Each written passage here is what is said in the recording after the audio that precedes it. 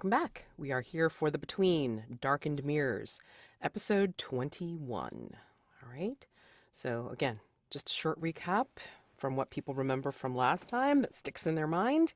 And then we have a couple of masks that need to be narrated. So, whoever wants to get started.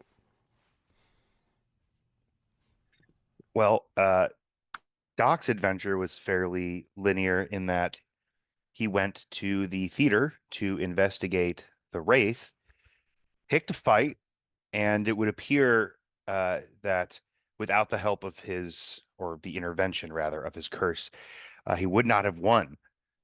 Made it out with a clue or two, made it out without eating all of the guys next door, which was up in the air for a little bit. And yeah, worse for wear, I'm sure.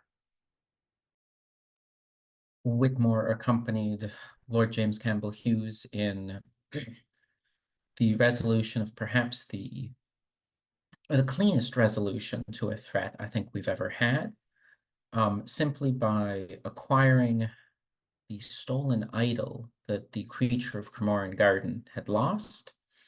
We returned it to the creature in the middle of the lake, and then took a jaunty stroll to Her Majesty's royal abode. I think we were in the River Thames, and I think we were in a carriage. But anyways, that's basically what I remember. And a letter. Yes, we delivered a letter to the Royal Guards, asking for some help for the upcoming battle against the forces of evil. All right. Awesome.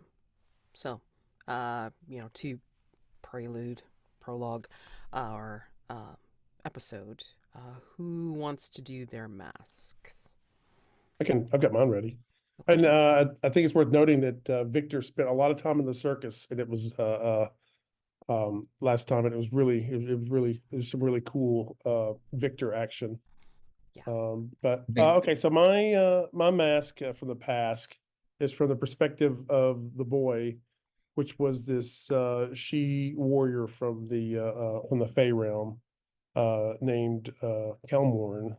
So narrate a flashback to the recent past, showing how the village of Cassarax still suffers the consequences of the explorers' expedition's occupation of the town. And what we see is a tall man with bone white hair, partially covering his face, and he's wearing a tattered long coat. He's moving quickly through this busy alley in some grimy textile mill town in England. He climbs up this staircase that's on the side of this dingy apartment building, and he goes down this hallway. It's not lit, and he uses a key to open his door. And as soon as he comes into this small manky apartment, he sees this bright blue glow underneath his filthy straw mattress. So he bolts the door behind him, and he needs no light because the glow is illuminating the small room. And he takes whatever is glowing out from under his mattress, and it's this he's holding his hands, and it's this small crescent-shaped mirror, and it's glowing a really bright blue. And he says to this crescent-shaped mirror, "Yes, who's there?" And we hear a voice that sounds like music. It says, "Calmorn, it is I, your sister. Our father has faded. He is no more." And Calmorn is like distressed, and he's like, "How? Why? What is happening?" And we hear the voice respond, "He carried our family's guilt for your actions with the humans. The shame was unbearable, Calmorn. Our father, as well as most of the elders, have now faded. Take this shame with you, brother." And we see Calmorn take this strange shaped mirror and slam it and smash it against the plaster wall of this dingy apartment. And then the scene shifts to this moldering parlor of a once glorious home that's now apparently abandoned and open to the elements. And we hear a voice behind him say, "What did you do then?" And the tall man with the bone white hair, partially covering his face, began to sneer.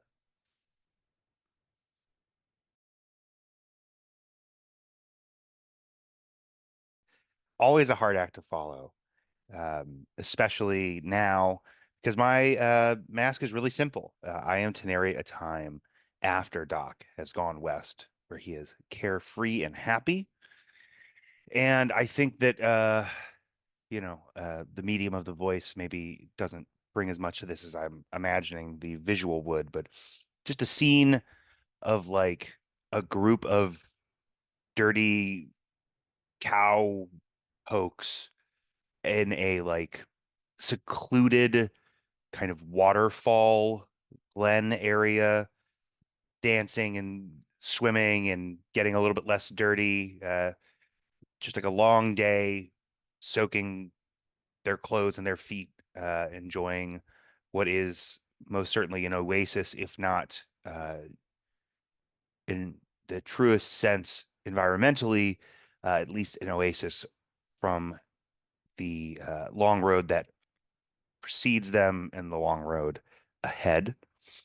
And yeah, then we panning kaleidoscopically through like this beautiful sun dappled waterfall glen throughout the entire day of this time spent together with this kind of assorted crew of cowpokes all the way until nighttime, where we get kind of the shot that things fade out on, which is like classic, uh, you know, Western sitting around a campfire with a big pot of beans in the middle, laughing and telling stories.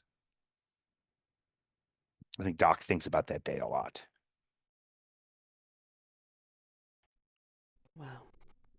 Amazing.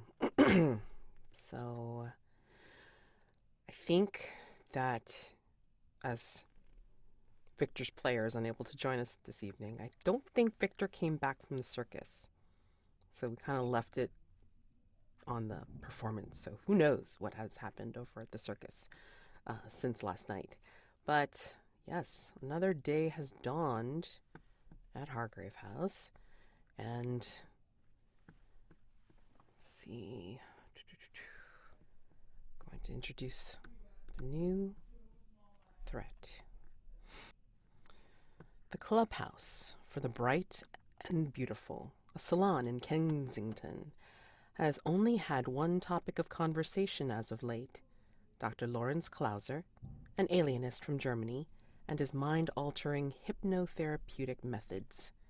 Under his tutelage, people receive the chance to rid themselves of their pain, their regrets, and whatever else is holding them back. Renewed in this way, so the alienist promises, they will be able to see the world through azure eyes, stripped of the shackles of the past. Hargrave House has been contacted by Annabelle Fitzgerald, a member of the Clubhouse. Where once she raved about Dr. Klauser's sessions, she now speaks of them with terror in her voice. Several of the salon members have reported recurring events of lost time in which they suddenly found themselves in a completely different part of their house, or the city, than where they had thought themselves to be. Moreover, Annabelle overheard a conversation between the alienist and someone else, detailing plans to turn the clubhouse into a new chapter of something called the Order of Azure Eyes. What ultimately forced Annabelle to turn to you for help was the discovery of a salon member, Harrison Leeds, dead in a Whitechapel alley, his hands bloodied and with dried streaks of blue tears on his cheeks. Lord James, you once availed yourself of Dr. Klauser's services. What painful circumstance from your past made you seek his help? Was he able to put you at ease? Lord James came back from that trip to Morocco that he's mentioned several times. And when he came back, he found that all of his servants his wife, Lady Catherine, and his children were all killed at his manor house out in the country. And Scotland Yard, investigators from the Royal Explorers Club, nobody could find out how they were killed. But the big clue is that every mirror in the manor house was shattered. And so he went to this Dr. Klauser to try to get this the pain from this loss removed.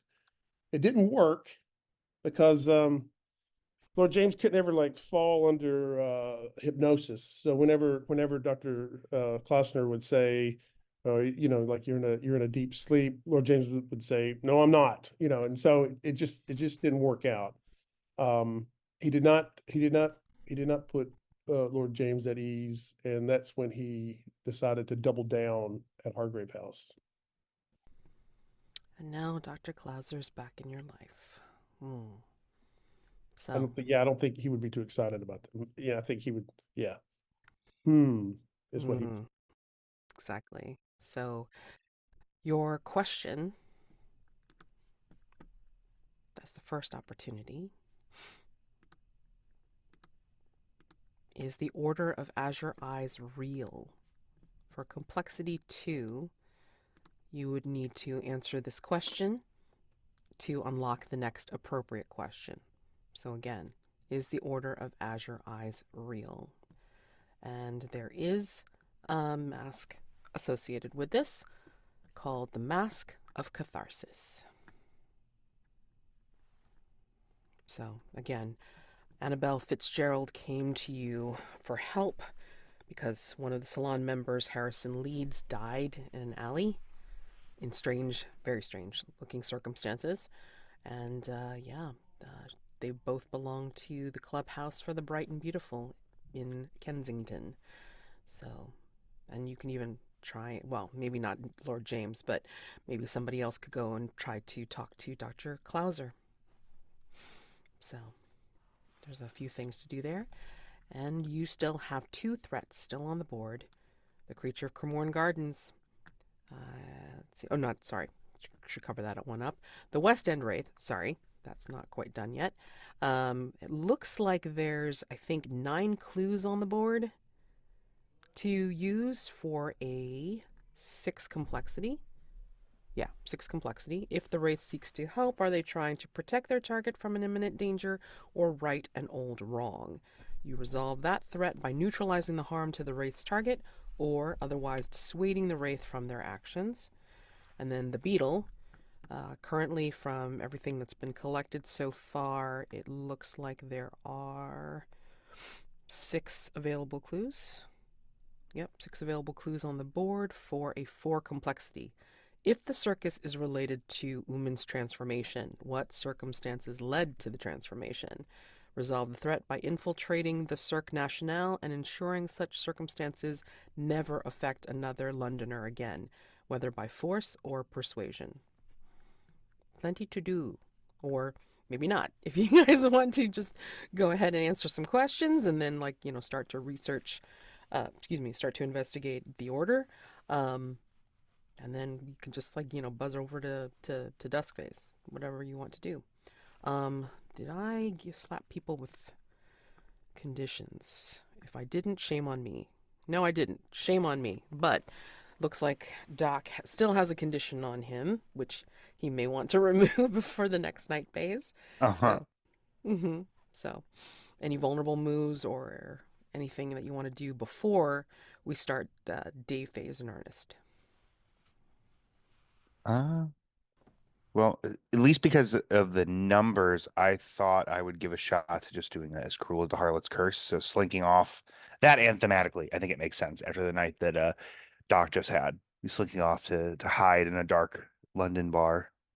Yeah, considering your appearance, because I don't think your condition went down, I don't think it receded all the way, per se. And maybe, I'm even going to go as far as to say that maybe even Calliope is scared of you right now.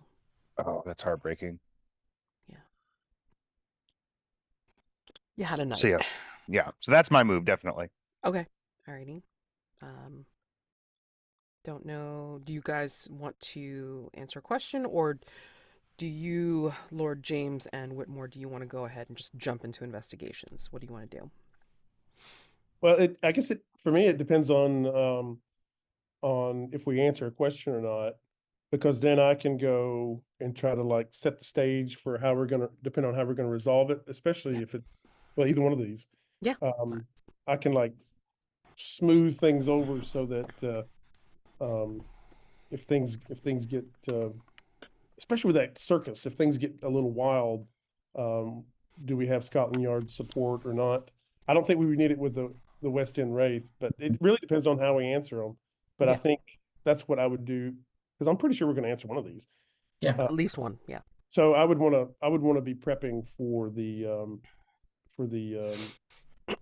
night phase, and then I might be able to get I can get some information about this, what's it called, the Azure Order, the Azure Eyes, the Order of the Azure Eyes.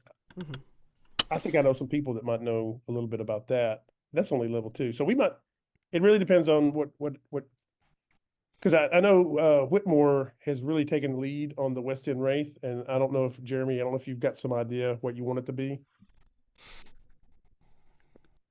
Do you want to answer a question? Well, answer that question right now?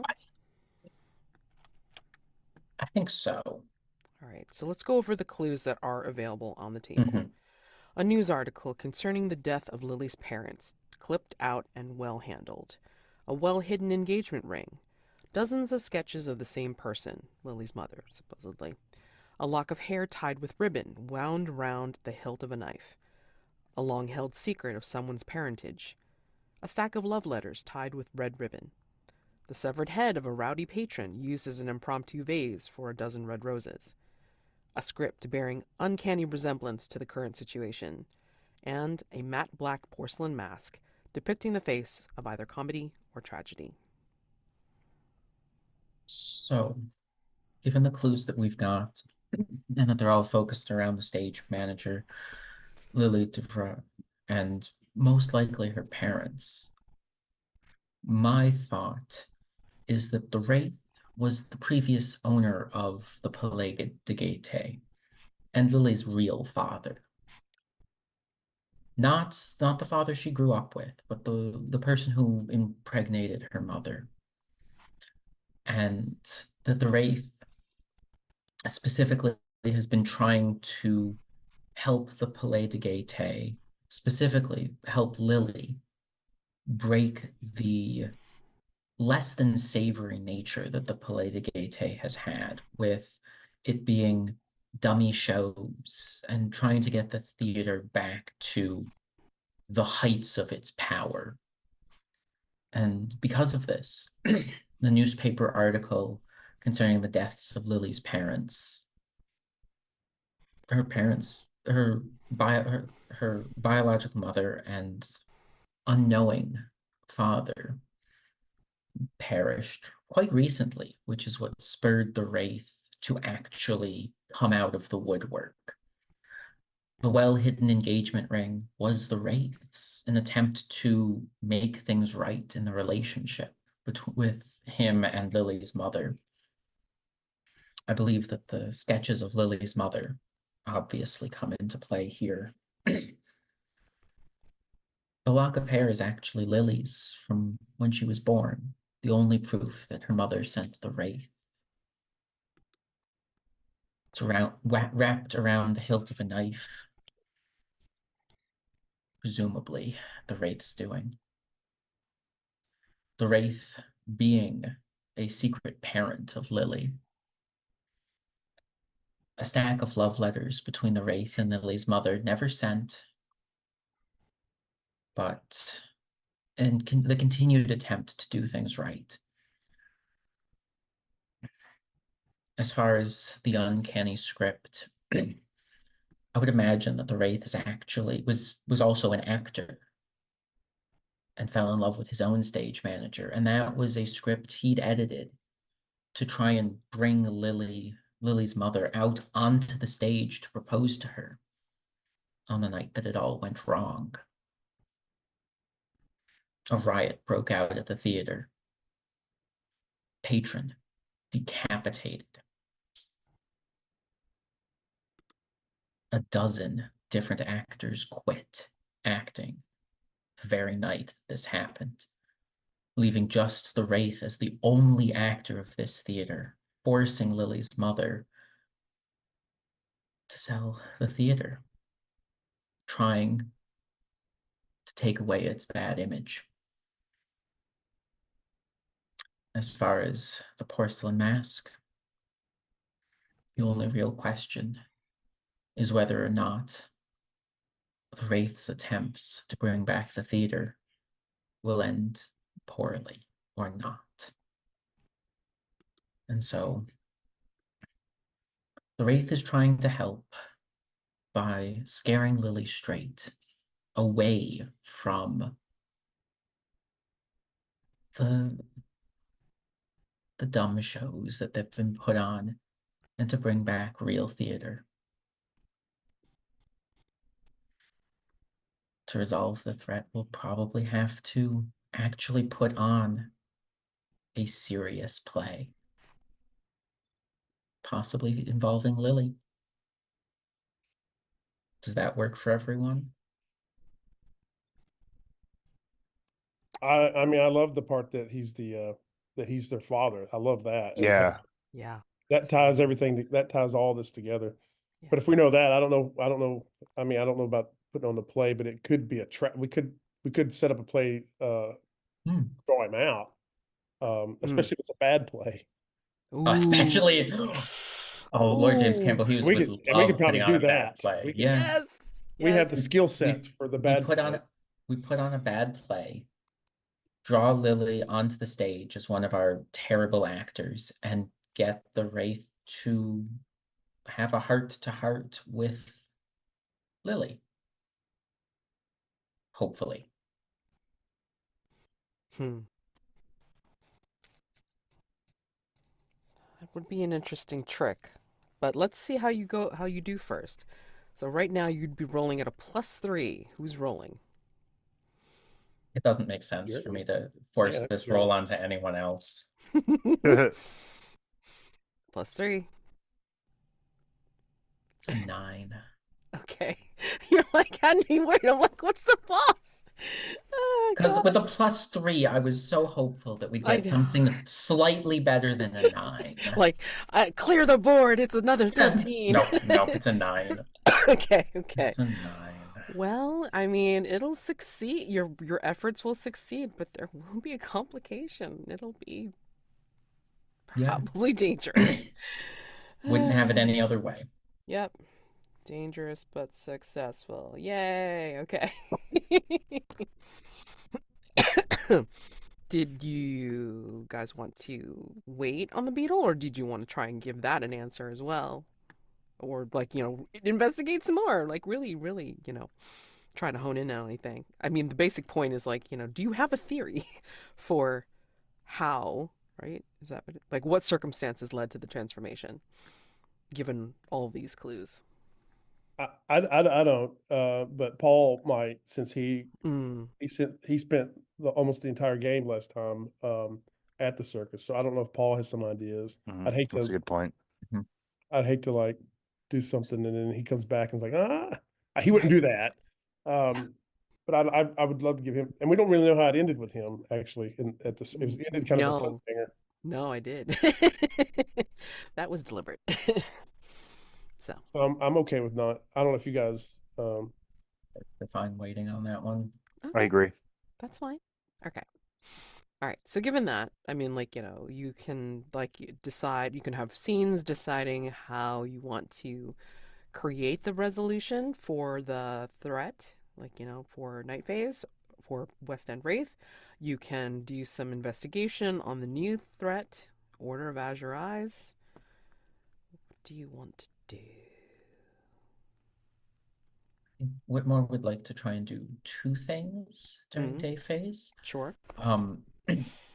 Given that Whitmore is attempting to put on a play with almost 0 preparation time, he's going to get people he trusts And aside from Hargrave House, I think the obvious choice to go to would be Melody and,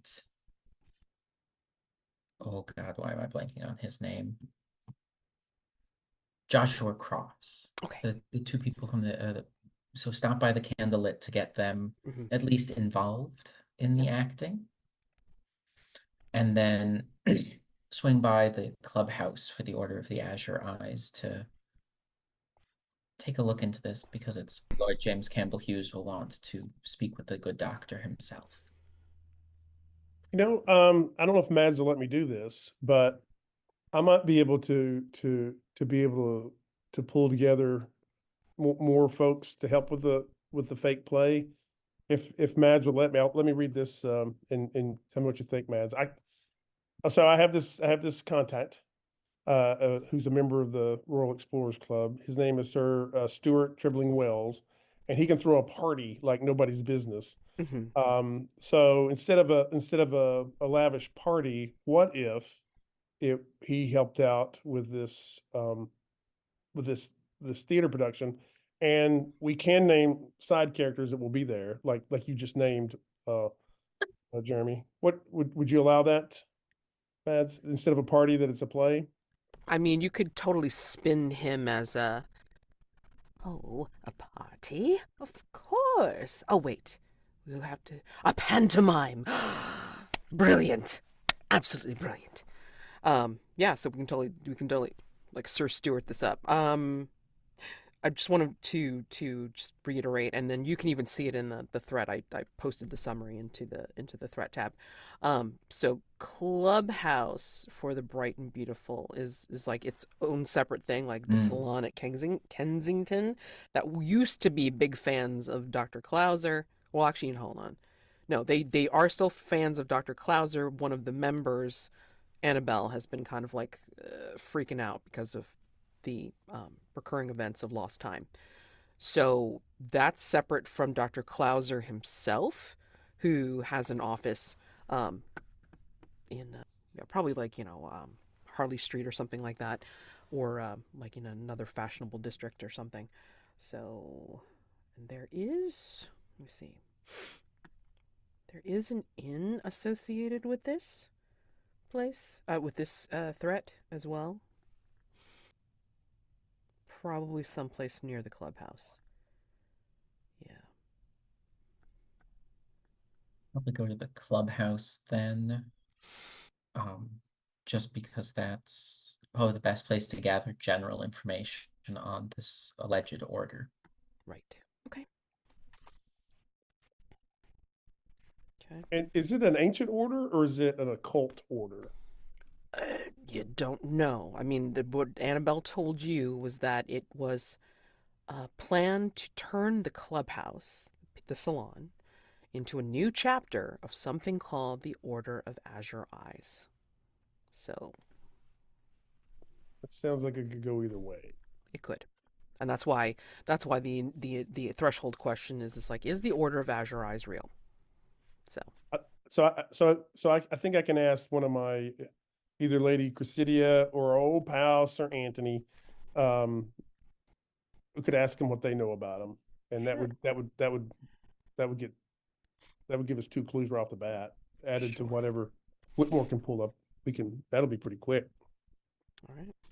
Just if it's real or not. Okay. And then Doc, you're planning on haunting like some dive. Yes, yeah, haunting and hiding. Haunting and hiding. And this is for Cruel as a Harlot's Curse. Correct. Dark and dank. All right, great. Okay, let's see what to deal with first. Yeah, let's go over to Whitmore. Let's have you start off at the Clubhouse, the salon. Okay. So I think Annabelle, of course, will let you know, like, where they've been meeting, and this place has the lingering scent of tobacco and perfume. There's a grand piano slightly out of tune. There's souvenirs from all over the world. So these are obviously well-heeled patrons of this salon, and they have collected numerous, not artifacts, but just kind of like, again, souvenirs that they've all collected in search of, well, the bright and the beautiful. So, paint the scene. This is where the affluent mingle with hapless artists and intellectuals. How do you know this? And go ahead and put your answers in the London tab. Salon. I'd say that there are, or in the center of the parlor, there is a live art exhibit where the artist themselves is chained in place, unable to feed themselves in front of a large buffet where they are helpless to do anything, and it is up to those potentially watching to feed and keep the artist alive.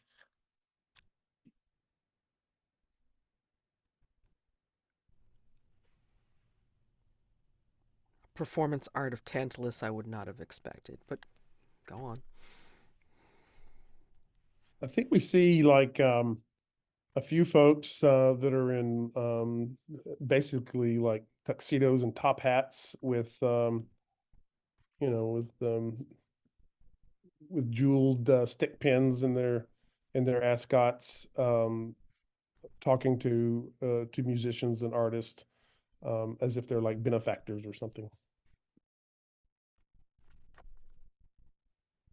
I think that there are at several points around the room very beautiful absinthe fountains whose containers are partially made of stained glass, even though some of it's still clear. So you can see the absinthe. And the fountains are pouring absinthe into little emerald cups, cups carved out of emeralds, big emeralds. Pretty lavish. So, would you say that Annabelle directed you here, or like you think that you came with Annabelle when you came here, Whitmore? I think that would depend on how shaken Annabelle was at the death of her colleague. If she does not want to come to this place, Whitmore would not make her. But if she's willing to provide at least the barest of introductions, Whitmore would accompany her. I think she would at least walk you, or like kind of take the carriage over and then like kind of walk you over to the salon. She looks like she um very independent looking, a chin held high, a hairdo too modern, and hands that have actually seen hard work. You can tell from listening to Doc that um, she does have some tinge of an American accent. She'll tell you that her family migrated from the United States to London when she was a teen, but she's like kind of lost most of it, but there's still a little bit in it. That's why they call her the American in Kensington. And she has some very strong views on social equality and women's rights. So, at first, I was convinced Dr. Lawrence could help mend the wrongs in society, but the path he offers is a dark one, Mr. Whitmore. Whatever you do, please be careful. I'm not sure what else he's capable of. Absolutely. I will keep my eyes open, my ear to the ground, as they say. Utmost discretion, of course. Absolutely. So, this is a rather strange salon, an interesting place. What brought you to the Order of the Azure Eyes? I'm sorry, the Order of Azure Eyes. Well, it's only what I've heard that he plans. I mean, This is the clubhouse for the bright and the beautiful. This isn't. We were all supposed to be progressive and creative. And that's why we don't see strata. We don't level our society. Well, I believe some of us don't. Maybe there's still like some harkening back to a class system of sorts, but I thought we were beyond any of that. And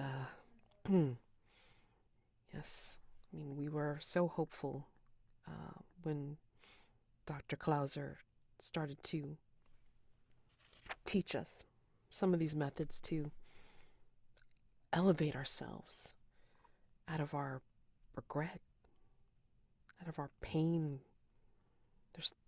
There's some things that we've experienced, and we wanted to find a way to bring ourselves above that and go beyond what's holding us back. But I don't know.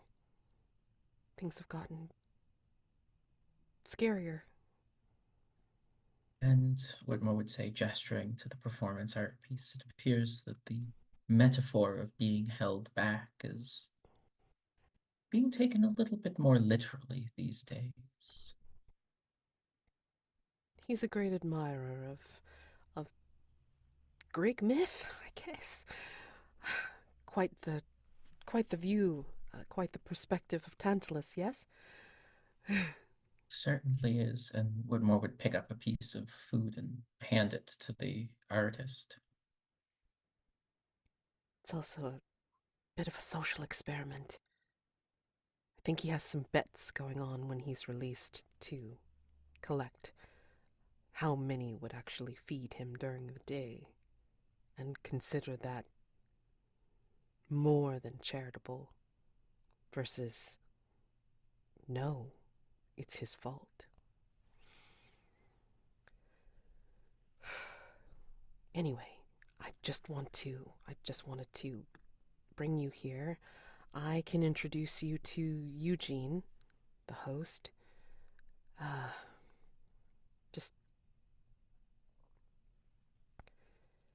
Just be a little wary of Eugene.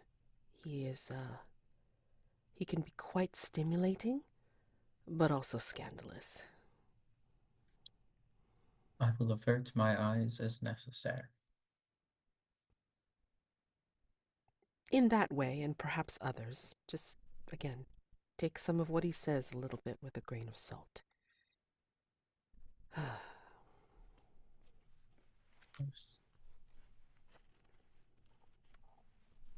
Would you be so kind as to simply introduce me as a friend? Oh, of course. Not someone looking into. And Whitmore would lean in close and whisper the death of a colleague. It's unfortunately the talk of the clubhouse, though, so I don't think it could be quite avoided. Just obviously don't bring it up yourself, and see what people say. I will allow others to guide the conversation and simply, as a leaf on the wind, let it take me where it may. It's probably best. And she'll lead you over to the far lounge of the salon, and you see kind of like a wiry looking man, middle-aged, but still kind of fit looking for his age, but he's kind of covered over in like really flowy dressing gowns, and I think he's got a jaunty cap on. It's like there's like tassels on it and such. And he's chain smoking like no tomorrow, and just has like these far-flung gestures. It's like, oh, that. I think after a few more days, perhaps, this experiment can be over, Simon. I just think that the Tantalus view is A little tacky. Plus, I am not able to provide any more victuals, at least out of the clubhouse budget. Yes, yes. Okay. Ah, Annabelle, how are you? He is. Yes. He looks a little frazzled as he, like, kind of like tousles what hair you can see from underneath the tasseled cap. Who is this? This is someone new? And she introduces you, Whitmore. It's like, um, this is, Mr. Whitmore. He might be someone interested in just crosstalk and observation for the society, for the clubhouse. Oh, yes, yes, yes, yes, yes. Um, we are doing fine, absolutely fine, and nothing to worry about, absolutely not. And he's like starting to get that deteriorating, like, tone of, yes, yes, it's good. And then he's immediately goes into flinging up his hands and going, oh, this is awful, awful. Oh, the clubhouse of the bright and the beautiful. It's meant to be a safe haven. And now this. Who will be next? Oh, God. What have we done to deserve this? Annabelle, I'm so sorry. Whitmore, you said your name was... Yes. That's correct. Sorry, you've kind of caught us a little bit off guard. We're in a little bit of a flurry. A member dead. Oh, I'm so sorry. I'm usually much more put together than this. Oh, so sorry. That's quite all right.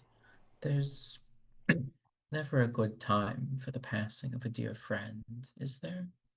No, no, absolutely not. Especially one that was as well liked as Harrison. Uh, yes. Um, I have an idea. Eugene, was it? yes, yes, Something, Eugene. something to calm both yours and the clubhouse's frazzled nerves. Indeed. Perhaps as an outsider who's unfortunately never gotten to meet Harrison, the lovely, bright, and beautiful man that he was, perhaps you would all be able to regale me with stories of his legacy, of how bright and how beautiful the man shone. Oh, that sounds like a To wonderful get idea. to gather the clubhouse together under the guiding star that Harrison followed, and to show each of our members exactly what star Harrison pointed at with his bright and beautiful eyes. An homage. Yes, yes, that's what we should do. Annabelle, take this down. Invite everyone back. Just have them come in. We will gather maybe tonight, perhaps. No, no, no. Need a little bit more time, especially to. Perhaps, perhaps tomorrow, under the sun, the shining sun, out in the park, not at the clubhouse, where people may be reminded of Harrison's presence, but someplace where they can admire his essence. You are so wise. Annabelle, you found a treasure. Oh my goodness. Yes, let's do that. Like tomorrow. We just need a little bit more time to settle out things and to just prepare. Absolutely. And do you want to do an information move somehow? Talking or observing, like as he's like flittering around trying to make notes and arrangements. Whitmore would be careful, would be listening in to see exactly what Eugene doesn't want brought. So, like, I imagine he'd want chairs brought in, want snacks, tables, table coverings, perhaps a podium, a plinth from which members can orate from. But I'm more interested in what he doesn't want there. Interesting. Okay. Go ahead and roll with reason, please. 9 on the dice. Give me a quick second to pull up some math. Mhm. With reason 9, 10, 11. Oh, nice. So, yes, he's pulling together a list of things, and he's just kind of like talking out loud, picking up things, putting them down, and then smoking like with his other hand. And then I think he will pull things from the shelves or the tables that are in this particular part of the salon. It's actually his place, actually, now that I'm thinking about it. And he will pick up, yes, there's some sketches here. There's some sketch books of things that he's done, and like he starts flipping through them. And then he looks at this. Oh, what's this? No, no, no, Annabelle, this will not work.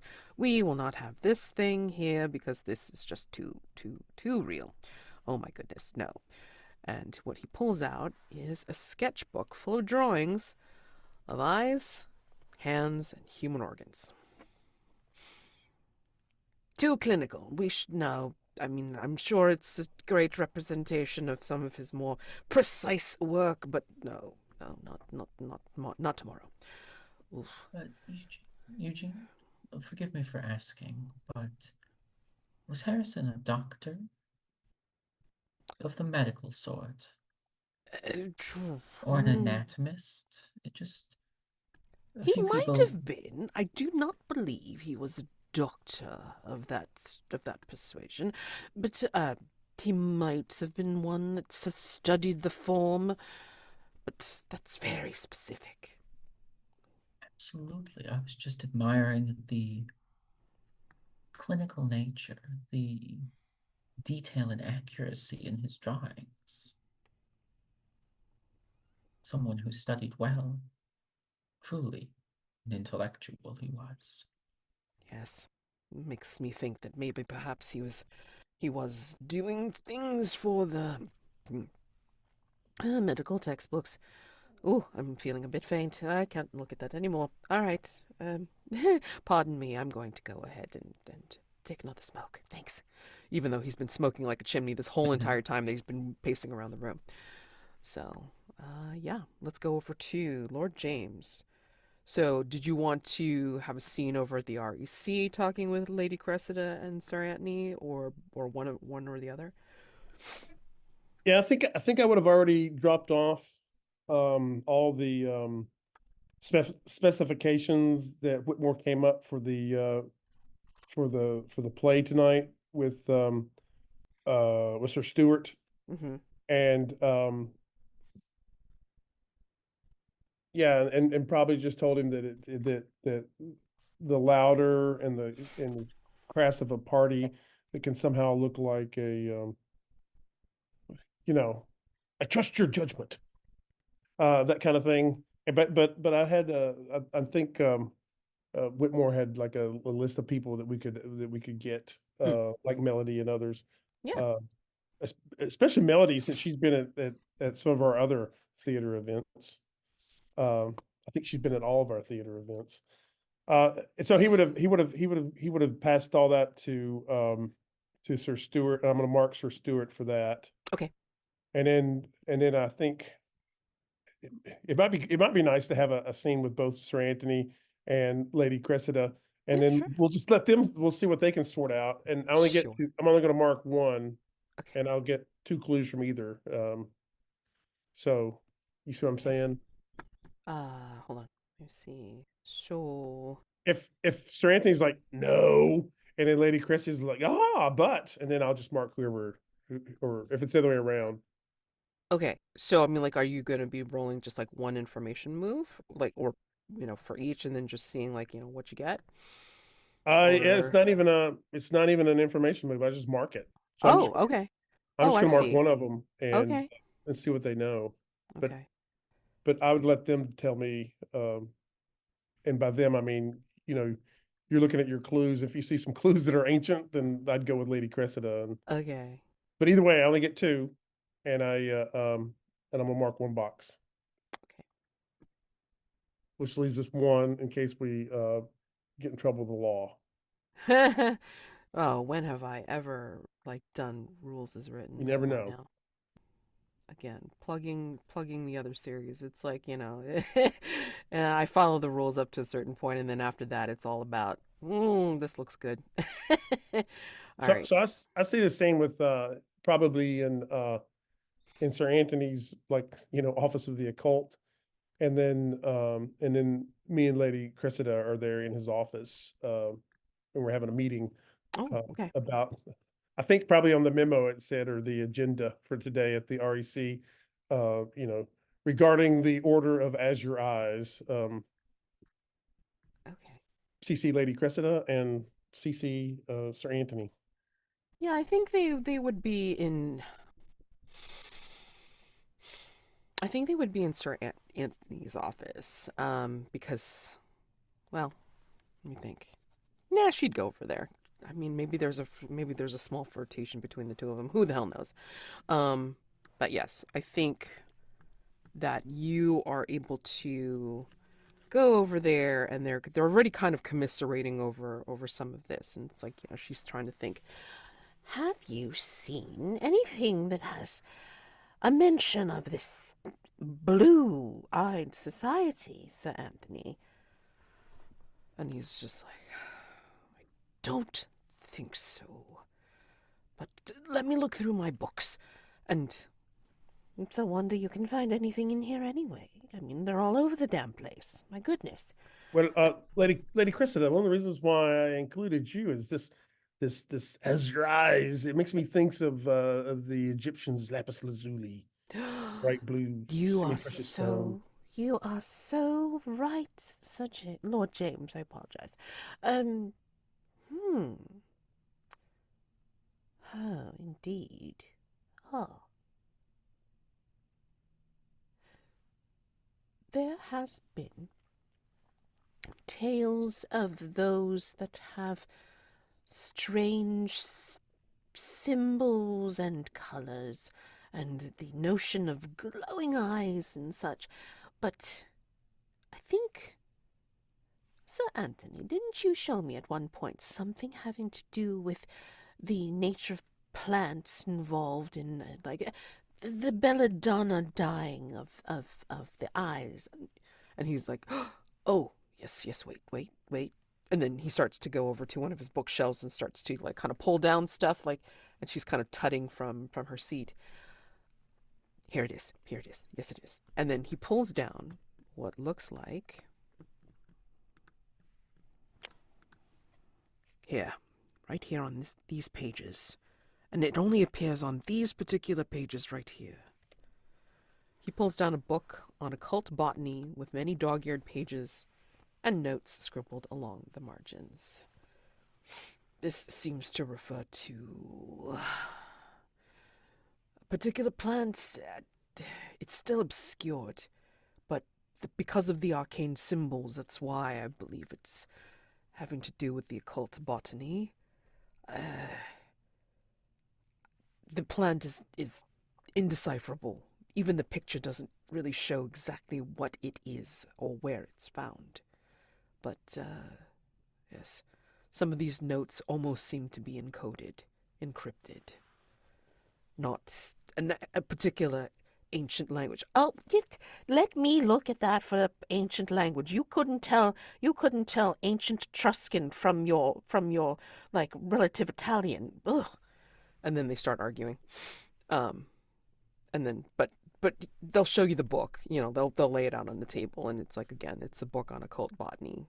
So partly encrypted, like very Voynich manuscript kind of stuff. It's like kind of like random pictures and notes. So yeah, okay. Do you stay to listen to the rest of the conversation? I'll stay to see if they have another. I'll stay if they can give me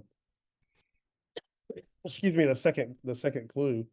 Like, you must, the two of you, with your heads together on this, I'm starting to feel more of the occult vibe, but perhaps it's an ancient occult, eh? Hmm. Let me think. Hold on.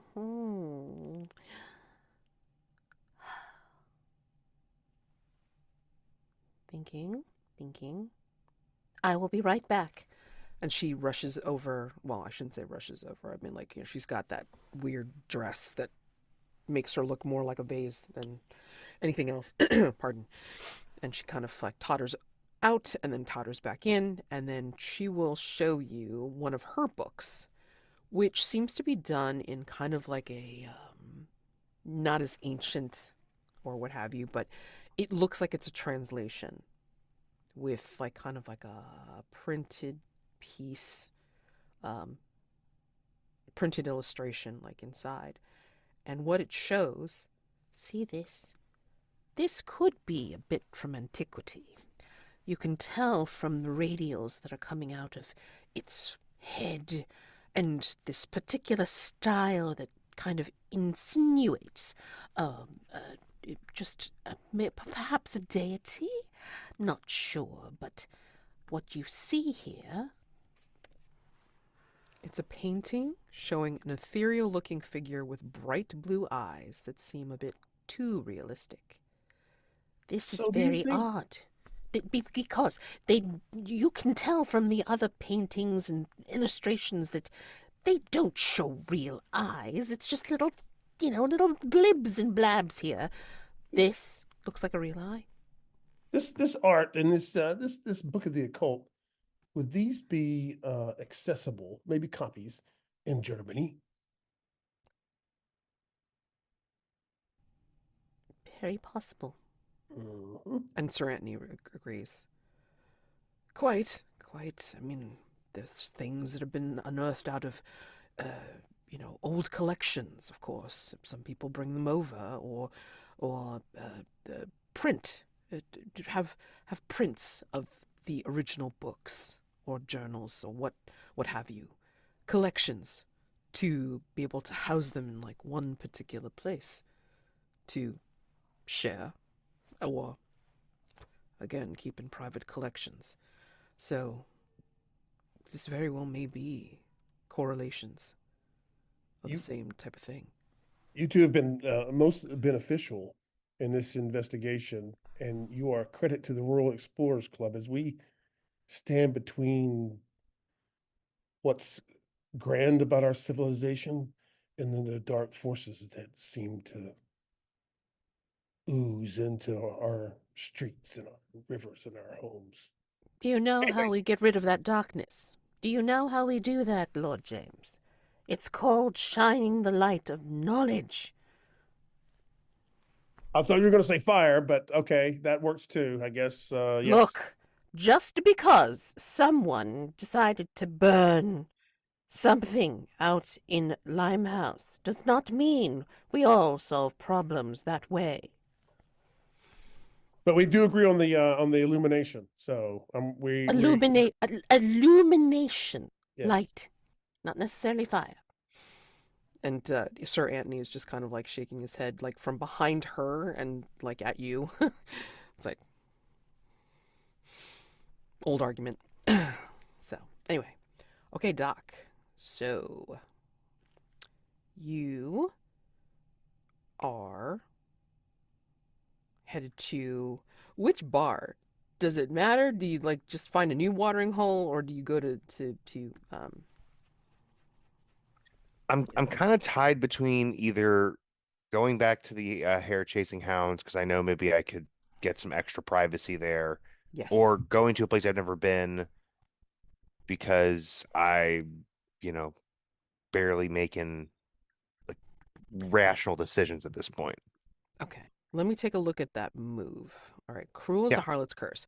When you indulge in your vice alone in the dark and seedy underbelly of London in order to deaden your senses, roll with vitality.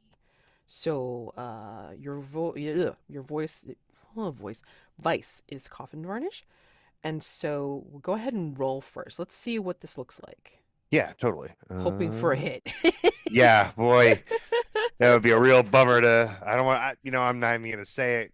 Hey, no jinxes. So we're just doing regular vitality. Where's my roller? There we are. Let's roll. We've got bam bam. Okay. Hey, there we go. That's an 11. Ooh, nice. So Phew. clear it. Yep, clear a condition and choose one from the list below. On a 10 plus, choose two. So won't draw any unwanted attention, you befriend a side character, you gain some resistance to your curse on your next quickening roll, increase the success tier by one step, you stumble on a clue, tell the keeper what it is. The clue cannot conclusively answer a question by itself. Okay? So you pick Hmm. two of those things. Okay. I think there's not been a more appropriate time to use you don't draw any unwanted attention than now. Like, I don't, sometimes I read that and go, I don't know. Like, when is that ever an issue? Now is the time. It's exactly when I want to be able to say, oh, I don't draw any unwanted attention while I'm putting myself back together and sipping on an odd bottle of coffin varnish. And then I'll stand by what I said last session. I'm not going to hedge against the quickening roll until the time where we may or may not need to have Doc sit out for an evening. So I will stumble upon a clue, Yes. and I think I mean, um like, yeah, right now you have the choice of either this would be for the beetle or this would be for Order of Azure Eyes. mhm, mhm. That is up to you. You know, normally I take a look at what we got, but I had this just thought jump into my mind of like Doc kind of pushing through two people talking conspiratorially in the back of this bar to get to wherever he wants to be to like hide and drink. And it just so happens these two people are like suspiciously overdressed, their cloaks not stained at all. And on the way back out of wherever Doc ends up hiding, Doc looks down where the two people stood that he had kind of pushed through and finds a like a silver uh eye brooch with like the jewel missing. Ooh, that's for the order. Hmm. Go ahead and plug it in there. Yep, that's beautiful. I had four A's in a row. Love that. Do you want to do anything else here at hair chasing or a different bar? Uh, no, no, that Okay. I think Doc would be heading home after getting himself together. Would this represent him kind of starting to look a bit more normal as well, or is that still sticking Oh, around? yeah, no, no, no. I mean, like, well, okay, so you're taking away drains, and I didn't slap you with a further condition because it's like, Hmm. like, you should consider it like feral. Um, you know what? I'm gonna give you the choice. I will give you the condition feral.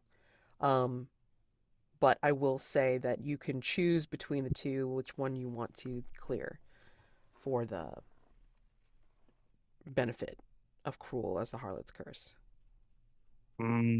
That's so tough.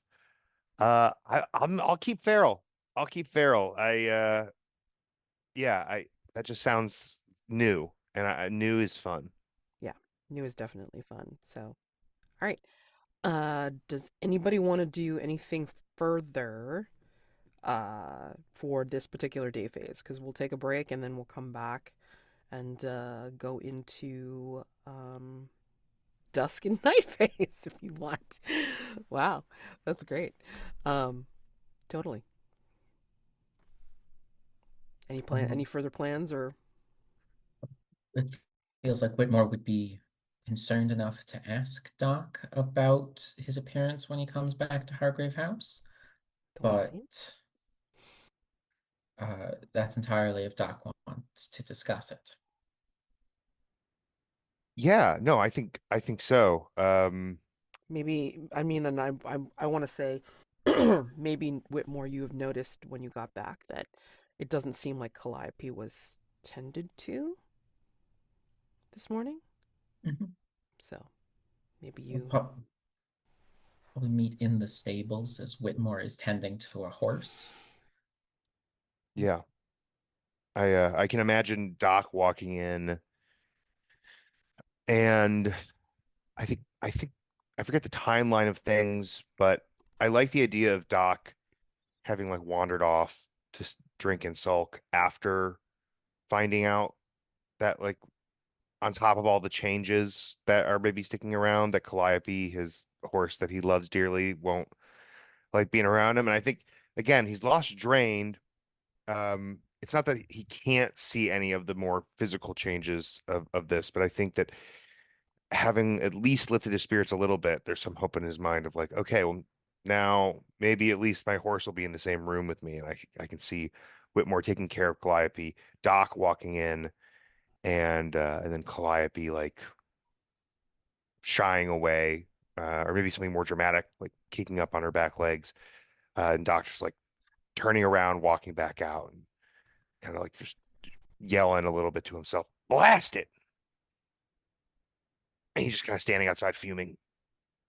I think in the rush to go comfort Doc, Whitmore would, still with a sugar cube in his pocket or in his hand, leave Calliope hanging, not getting that sugar cube, and attempt to almost accidentally, like just subconsciously, try and give Doc the sugar cube. Just in the rush of, uh, Doc, are you all right? Here, hold, and then look down and see, oh, this is a sugar cube. This doesn't help people. No, no, but thanks, Whitmore. And Doc takes the sugar cube, uh, kind of automatically. I appreciate it. I might not be up to tending for Calliope for I don't know how long. If you wouldn't mind making sure that she's looked after, I would appreciate it. I will add it to my other duties. I'm sorry to put you out like that, but No, it's quite all right. Lord James Campbell-Hughes requests that I keep a spotless house, and I suppose that does include the stables, which, I will be honest, were a pain in the ass to build. Doc shoots you a look. You don't think the house came with stables, do you? I didn't think that you built stables. Did you build the stables? I All mean, right. Lord James Campbell-Hughes procured some assistance, but who Wow. do you think painted the stables, designed the plans? Like, the house needs to be kept. You and this place never cease to amaze me, Whitmore. Surprise, at least, but often amaze. Doc, do you face Whitmore at all when you talk to him? Uh, I think that it would make sense for Doc, like in the conversation about Whitmore having led the charge in building and designing the stables, would I think Doc's maybe been trying to keep his face a little bit angled away, hat down, classic cowboy stuff. And at the mention that Whitmore built the stables, had a huge part in building the stables, that maybe Doc would have looked a little bit too, you know, in Whitmore's direction, probably gave Whitmore at least a little bit of a side profile. Whitmore, how has Doc's profile changed that you can tell that he is a little bit more primal than you saw him last? I now need to ask Bob a question about Doc's appearance. The image that you posted earlier, of Doc's appearance, is he truly that baby-faced normally? That's a good question. Uh, Or is that an old picture from the past? I think it's an old picture for sure. That is like maybe not before things went south out west. Pardon the direction pun there, I guess. But it is from the west. And I think like we've got a couple of different phases of Doc's life. There is growing up out east, becoming a young man out east, moving west, kind of the, if this were a film, the dark night of the soul moment that happened out there. A short period of trying to pretend like life wasn't different, and then the period of kind of with haste, but also being careful, moving back east, and now we're here in London. Once Doc got east, he got on a boat.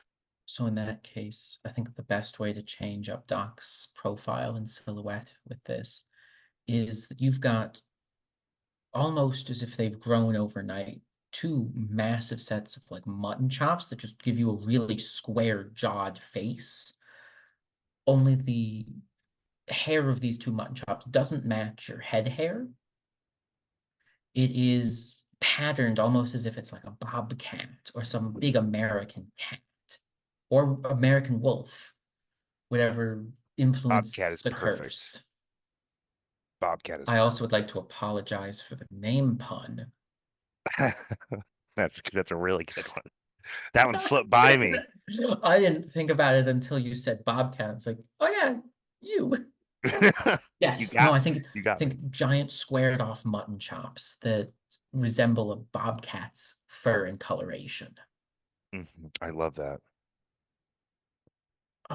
Doc, as much as I approve of, and he'd probably run his fingers over his own mustache while thinking of Lord James Campbell-Hughes's magnificent stash.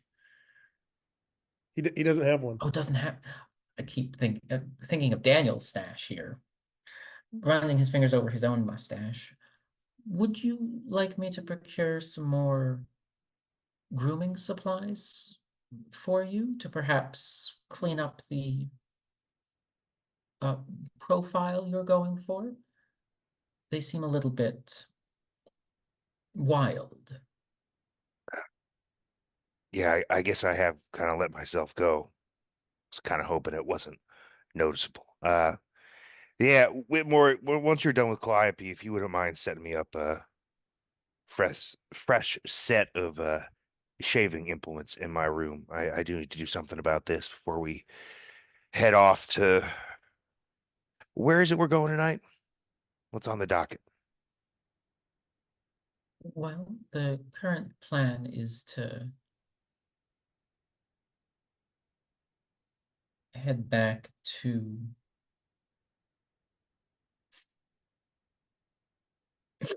sorry, Mads, I just looked at that tab. The current plan is to head to the Play de Gaieté. The plan is to draw out the Wraith into a personal heart-to-heart conversation with family members who don't yet know that they're family members.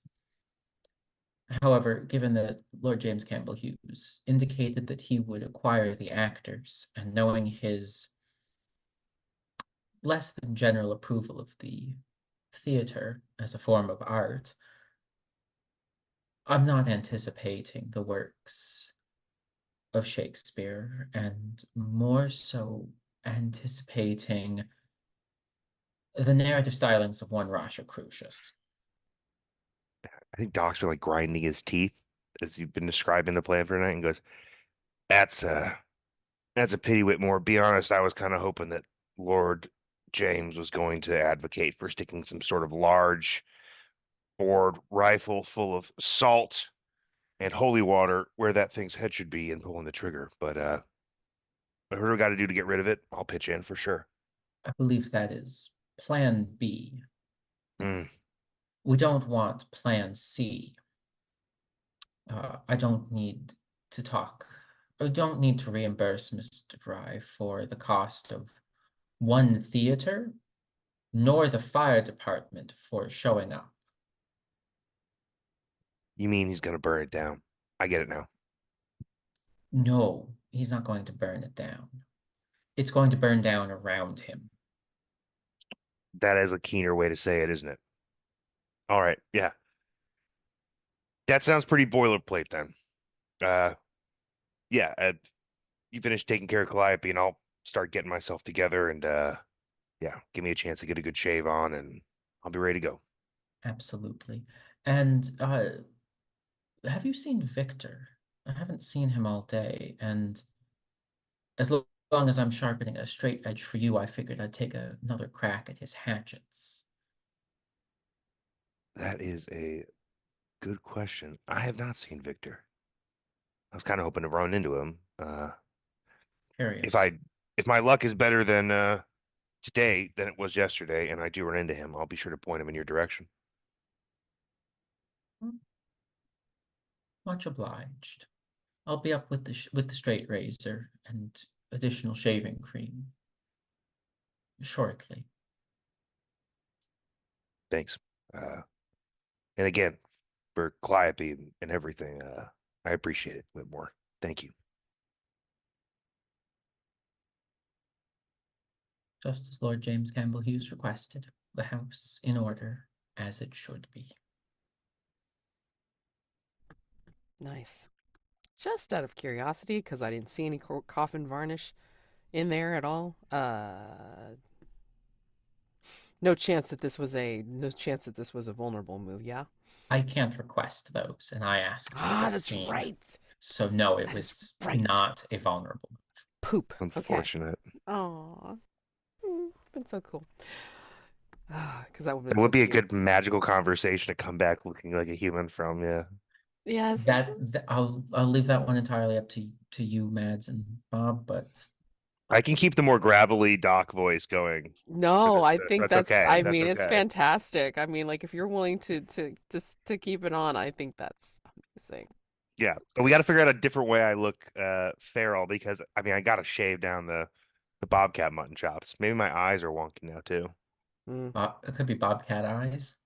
Yeah, at night I'm doing the full like Oh yeah, they big dinner reflect. plate reflections. Yeah, Oh shit, yeah. a That's little more amazing. subtle than just yellow and cat shape. Just like it's when the light, and you can't see it during the day because of course, but at night it's like, what is going on? Exactly. But you're also keeping your hat down, like during the day too, so You know, of course not. All right, let's take our first break. So this will be 5 minutes, all right, and then we'll come back and do quick dusk phase, and then we're gonna go jump right into nighttime, because I also want to take a chance to figure out what kind of unseen I want to do.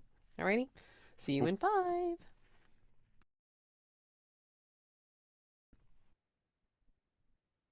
So an interesting question was brought up before I resumed, which is this a guy who knows the theater really well, or is this an actual ghost for West End Wraith? What do you want it to be?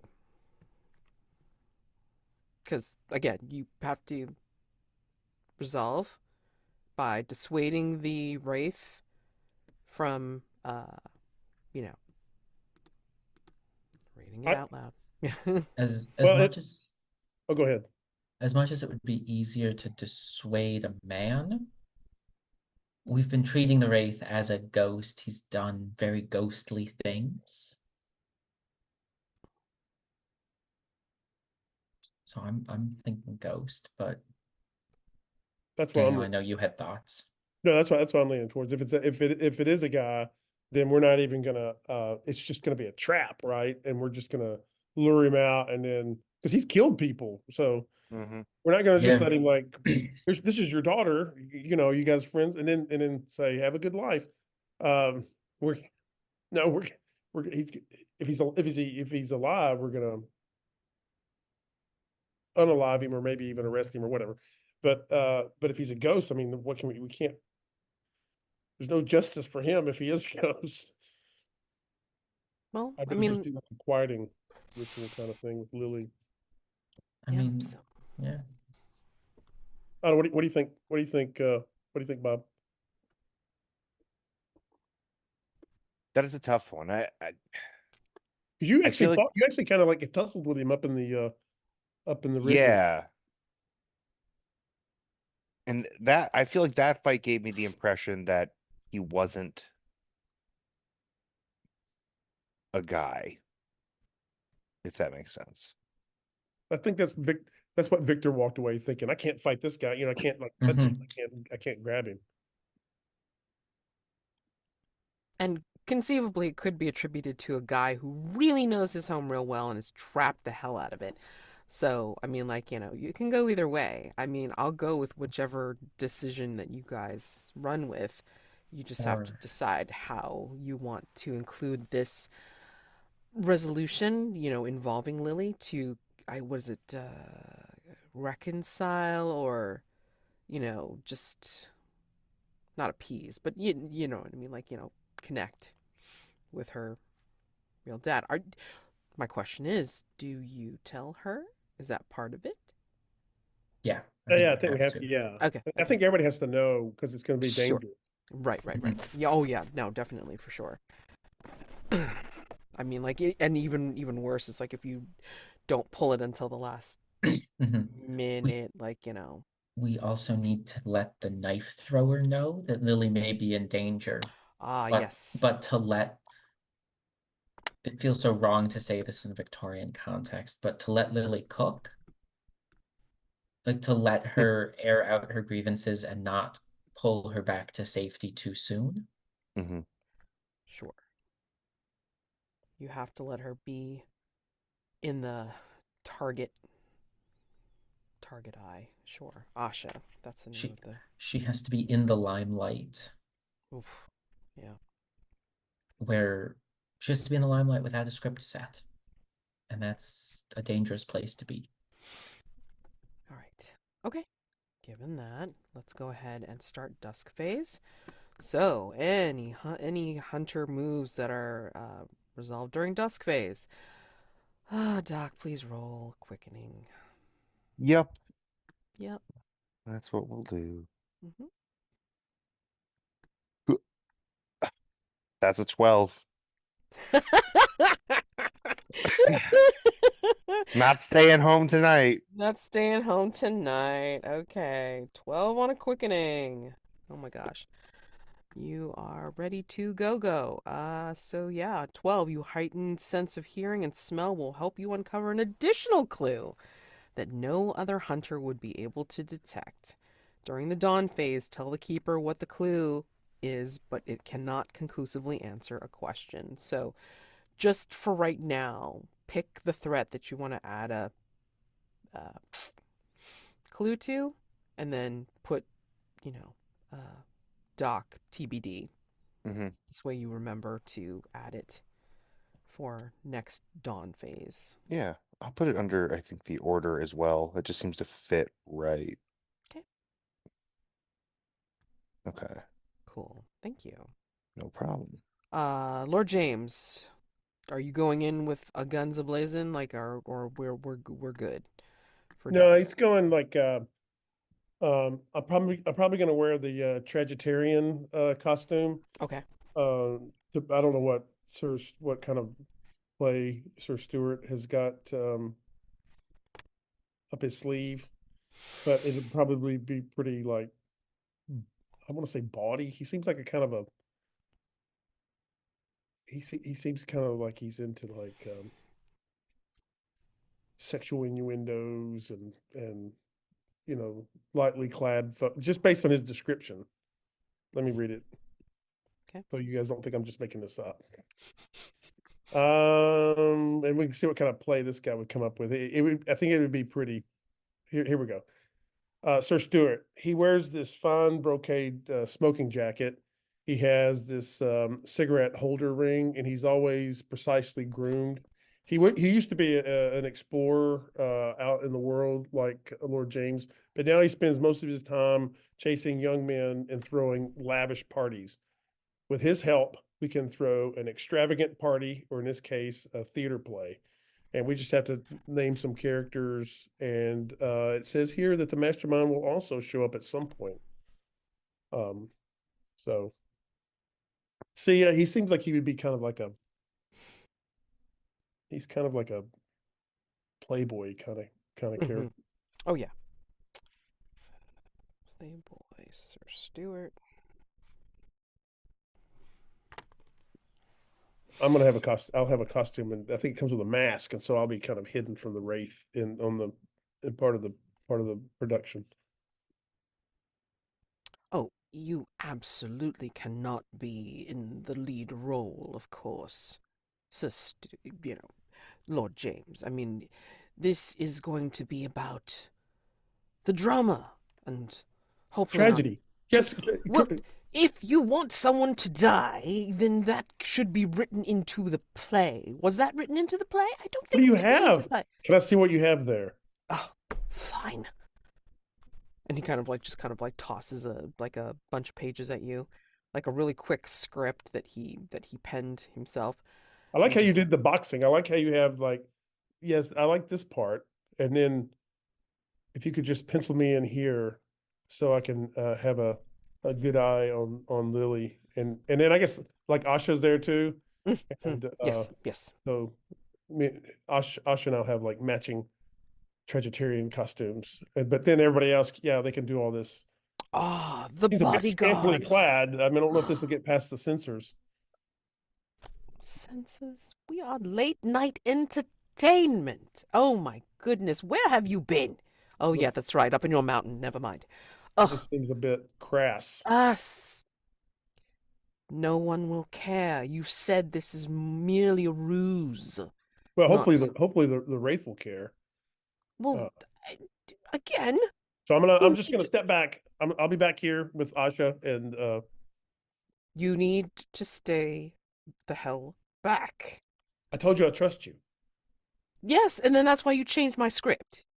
Right now. You Go erase it. I'm okay. mm, mm, mm. If the tragedy turns out to be a comedy, it's not my fault. All right. So anyway, and he like kind of claps and like like calls his people together and such. So yeah, I mean like he's going to. Yes, and I think I've explained the situation to Miss DeVere as best as we can. She's just wanting to make sure that her people won't be hurt. So I've included some of my soldier friends to be able to insinuate into the play and make sure that they will take the parts, just in case there's any kind of trouble. But But this is a spectral entity that takes the form of this grand showman. Uh, we won't be able to fight it. Our best fighters haven't been able to fight this guy. So what we'll have to do is make sure we can get people out of here. Um, that's what you do with your bodyguards. We have to flee. We won't be able to fight it. oh, well, then, I mean, uh, more of the soldierly types to be able to help evacuate. Yes. I understand. But again, remember, Lily, Miss DeVere is the star of this particular show. If you want her to be the bait for your trap, then you need to let her do her thing. Do you understand? Sounds capital. Ah. And so, yes, and then he will I have Mr. Cross here, and then like a few other people. Um, you sure that your people will be good in a pinch, as they say? Okay, all right. That what is this? Miss Bain is quite enthusiastic. She's not here yet. Yeah, she seems to be like a timely one, so I won't worry too much. Yes. And then yeah, so he's like lining everybody up to get ready for the play. Yippee doo. And then like Melody is not there just yet, but it's all right. Like he trusts that she will be where she's supposed to be.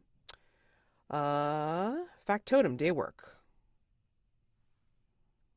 As much as I'd love to find and give something to Lord James Campbell-Hughes, because it's been a while since I've given him a gift, I set myself up way too well to not give Doc a straight razor.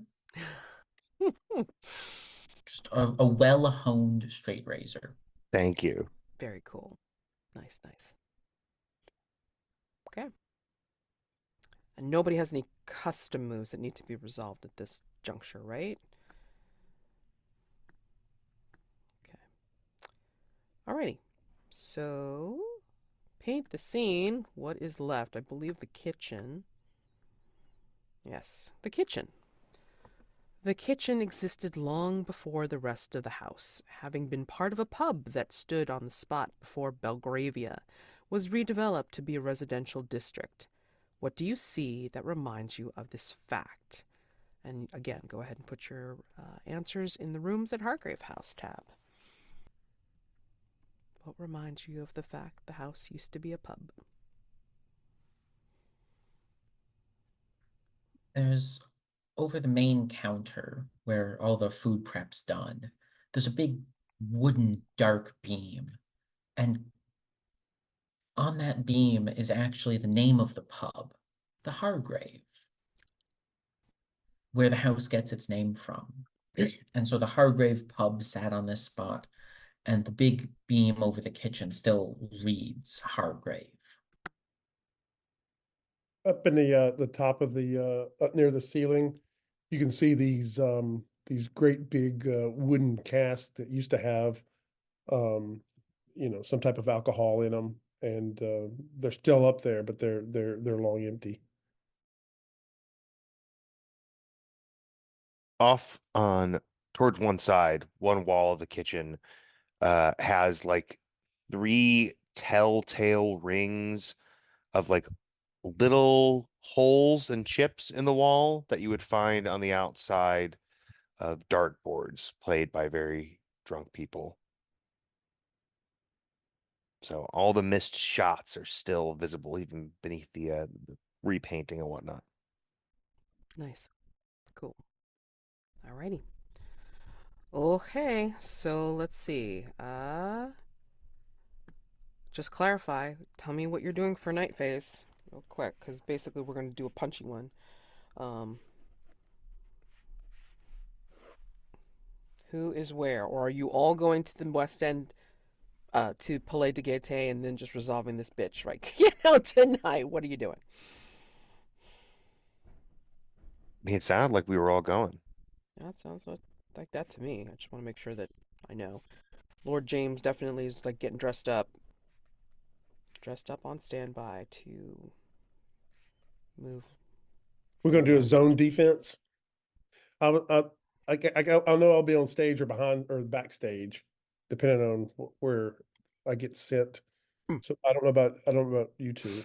Yeah. I feel like Whitmore, despite asking to be in the play, is going to be told, no, you're front of house. You're an usher, ticket taker. You're in the audience just because of the way he looks and dresses. Sir Stewart just assumes that I've already dressed up as an usher. Oh my God. I feel like Doc could either get his arm twisted into being part of the play, but I think what he really wants is to be standing on the wings with a big gun loaded full of saltpeter, just in case. 'Cause he kind of wants to shoot the ghost, but Of course he does. really badly, in fact. I'm not going to derail. I'm not going to derail the thing, though. Me, Bob, I won't do that. But yeah, depending on how the whole thing is set up, I think I see Doc either getting his arm twisted and being begrudgingly part of the play, because he's done like Wild West shows, so there's a little bit of yeah. that. No, absolutely. I yeah. mean, like trick shooting. Yeah, sounds perfect. Yep. Actually, you know what? Let me do the unseen first. Sorry. We are going to do a night at the Grand Guignol. So if it's going to be theatrical over at the Palais de Gaieté, we're just going to run with it for the Grand Guignol. The Baker's Son. Every class of people in London is represented in the audience at the Theatre Grand Guignol. They have come to watch the newest production, The Baker's Son, a story filled with romance, heartbreak, and bucketfuls of blood. Paint the scene is everyone for the first prompt. Prompt 2, Jeremy. Prompt 3, Bob. And prompt 4, Daniel. Okay? So we're going to run with that. And as I was saying, just before night phase commences completely, I'm going to say that everyone is over at the theater, like trying to do like quick blocking and then like making Lily understand like, what her role is going to be in this particular thing. But I think the reason Melody wasn't there was because she was looking for a particular costume or something to be good enough for Sir Stuart. She couldn't find anything, of course. I mean, like, what does she have? She's got, like, her usual gear. And she's actually called upon Hargrave House while you are all at the theater. And I think she's knocking, and then realizing that the door is open, and she comes in. Mr. Whitmore? Lord James? Mr. McBain? And she makes her way into, some of the rooms and such, and she finds her way into the ballroom. Shimmering and the magical things that she sees there. And she sees crumpled on the floor what looks like a beautiful coat. Has not been moved since whenever the Fae last visited, because no one can move it. Until she goes up to the coat, sees that it looks interesting and seems to fit the brief that Sir Stuart has given her, and she picks it up, shakes it out. I think this actually fits. And she proceeds to take off her waistcoat and puts on the beautiful coat. She gets a little thrill, which actually is a bit of a chill, as she puts on the coat of winter melancholy and proceeds to go to the Palais de Gaieté. Paint the scene. As the limelights pop to life and the crimson curtain is raised, what do we see as our eyes scan the stage that tells us this is the story of a humble baker's son? This is a paint the scene for everyone. I think there's light flour, like dusted about the stage. I think we see a lot of extras going through the process of making bread, and they look pretty disheveled and pretty raggedy as they're all working. However, to distinguish himself from all of the extras, the humble baker's son is the only one clearly running about to and fro, as he's essentially taking dough from one set of bakers to the ovens of the others. He's the only one actually doing anything. So, you have set yourself up to do this thing, and Lord James, Asha are standing by.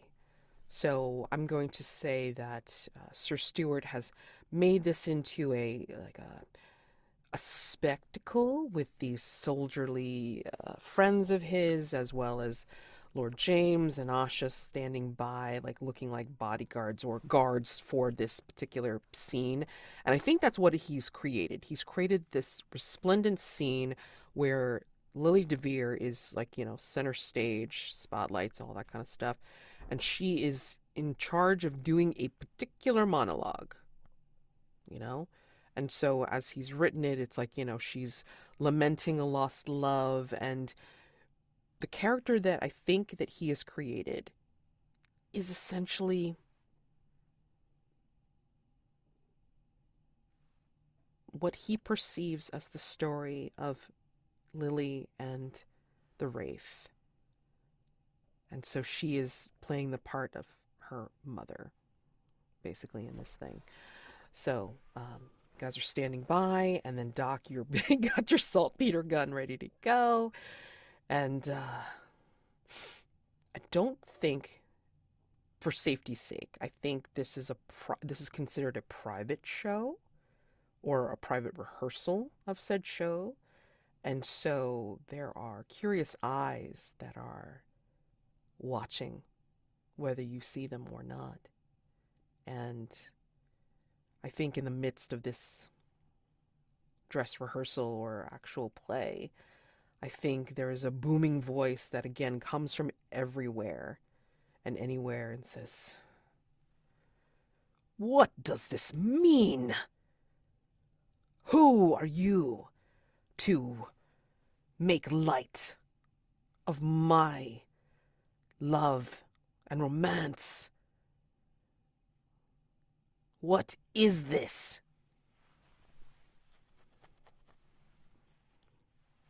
Who speaks?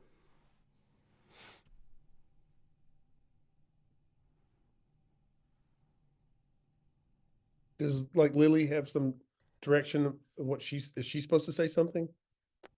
She kind of like looks over to Sir Stuart, and he just kind of like does that shoving motion of like keep going, keep going. Yeah, and then like she will continue her monologue, and maybe like go over to the different soldierly people and like like even flirt with like you Lord James, and then like flirt with Asha, who has this like melted look on her face like when she sees that. Um, and then there is a particular person like that kind of comes out from the back, and it's Joshua Cross, and he's supposed to be, I guess, the Wraith's part. And then he's like, like making as if to romance her, and uh, the Wraith immediately sounds furious, and it's like almost like a trap door has opened, where there's like a rush of wind onto the stage, and it's I mean, I don't know if they have fans or anything like that, but anyway, I mean, like it's something enough to be able to blow into the stage, and he almost gets knocked off his feet. And she's trying to help him up, and I think Melody is there to kind of back him up. And whether you guys notice or not, I mean, her coat is shimmering in the stage lights, as something a little bit more special than usual. And the Wraith is just saying in the wind roar, "How dare you?" And I think there are parts of the panel of the setting that Sir Stuart had built rather hastily that aren't staying up anymore. And so therefore it's like it's starting to come down. And some of them will inconveniently fall on Lily unless something is done.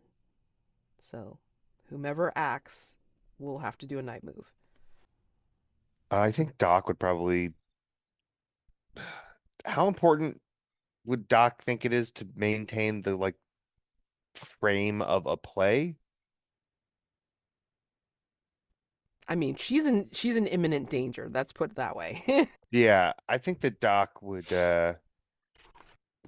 die, like try to classic, I don't know, superhero move, like dive and push her out of the way, carry her out of the way, right? Like a very powerful jump, knock her out of the way.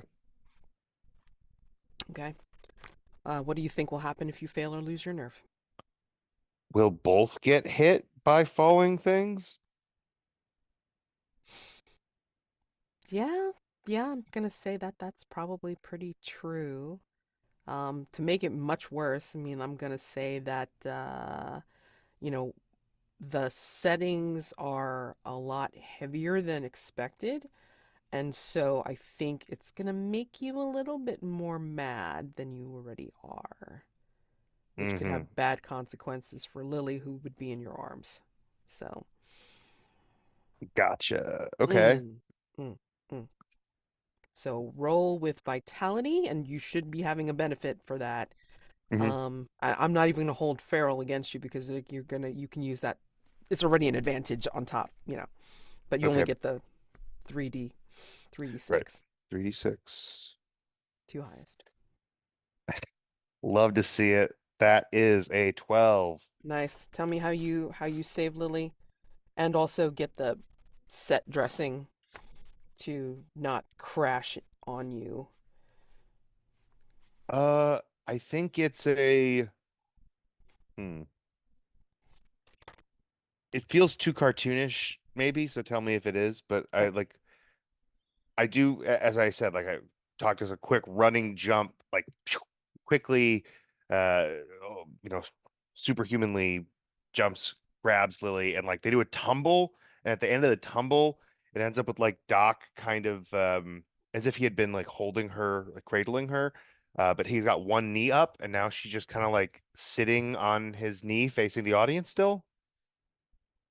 Oh, goodness. Love it. Love it.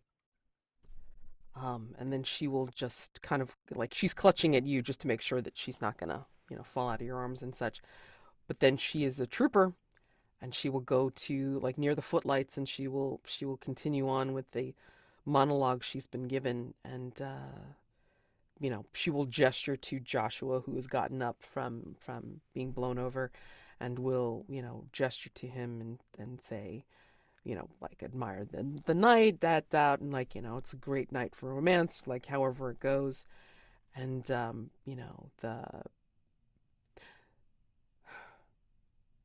I think the backstage lights go out, spotlights go out, and then there seems to be some kind of preternatural glow in the back of the theater, and there's a voice again that comes out and says, "How dare you mock me?"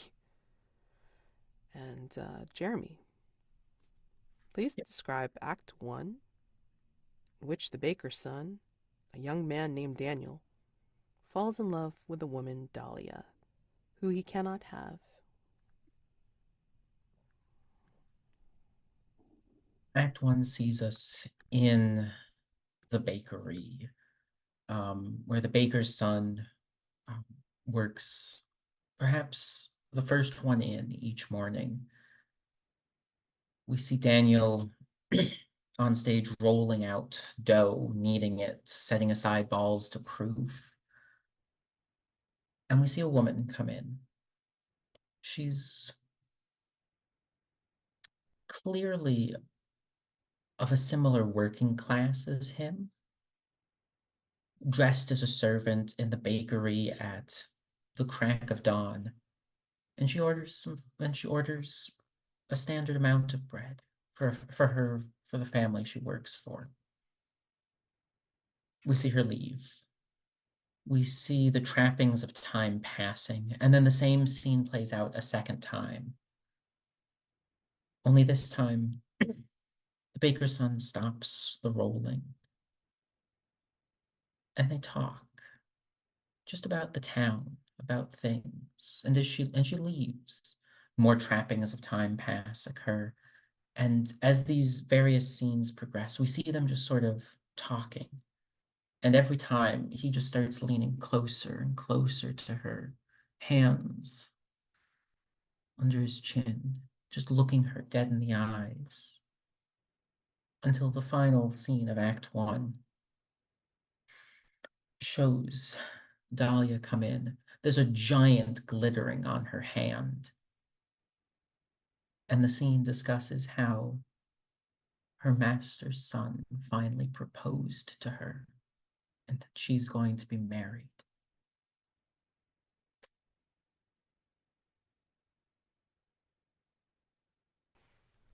The glow increases at the back of the theater, and I think out steps a figure that is cloaked, maybe possibly has a hat of some sort, like underneath the hood, but then also you do not see a real face. It is a face covered over in a mask, just as matte black as the one that Doc found up, or, you know, up where he was. And the mask actually has a visage of a crack in it that resembles a tear. And again, the voice comes out, but not from the figure walking down the aisle, but from everywhere. How can you mock my pain? I think Whitmore, who's in the back of the theater, or in the actual house of the theater, would try and stop the figure, go up to him, and sort of try and gain his ear and just whisper, "We do not mock you, sir. Love never dies. This is simply its rebirth, the retelling of your family." You're gonna have to night move this That's presence. perfectly fine. What do you think will go wrong if you fail or lose your nerve?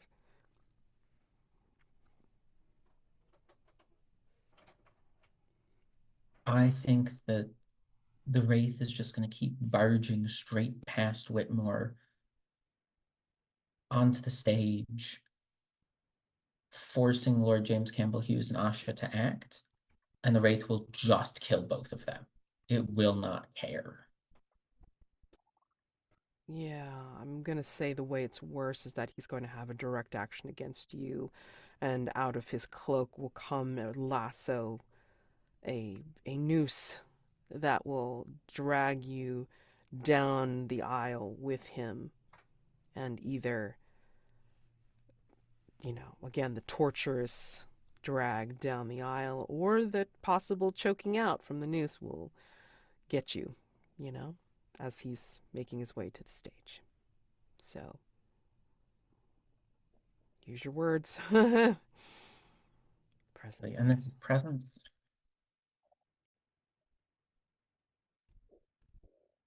let's see, that's going to be an 8. Okay. All right.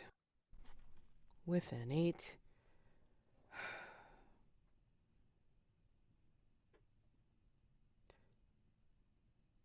He looks like he's about ready to pull something out of his cloak to attack you, but then he stays his hand and listens to what you have to say.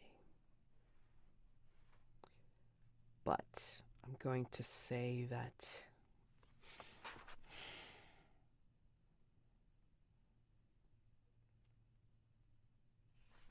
to what end? To what end are you trying to recreate this story for me? Not for you. You know the tale. This is for someone who doesn't fully understand it. To someone who you would have loved to meet. And Whitmore would pull out the documents about Lily's parentage and the clippings of her mother to try and to show the Wraith, in case the Wraith has simply forgotten why he's here, that Lily is his. That we've attempted to bring you together so that you and your daughter can hear each other out, to save the theater that someone you both cared for, your mother,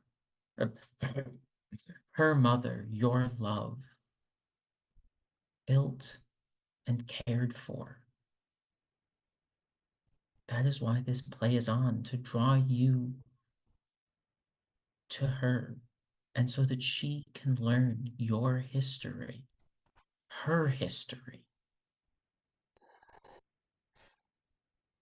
There's a mocking laugh coming from behind that mask.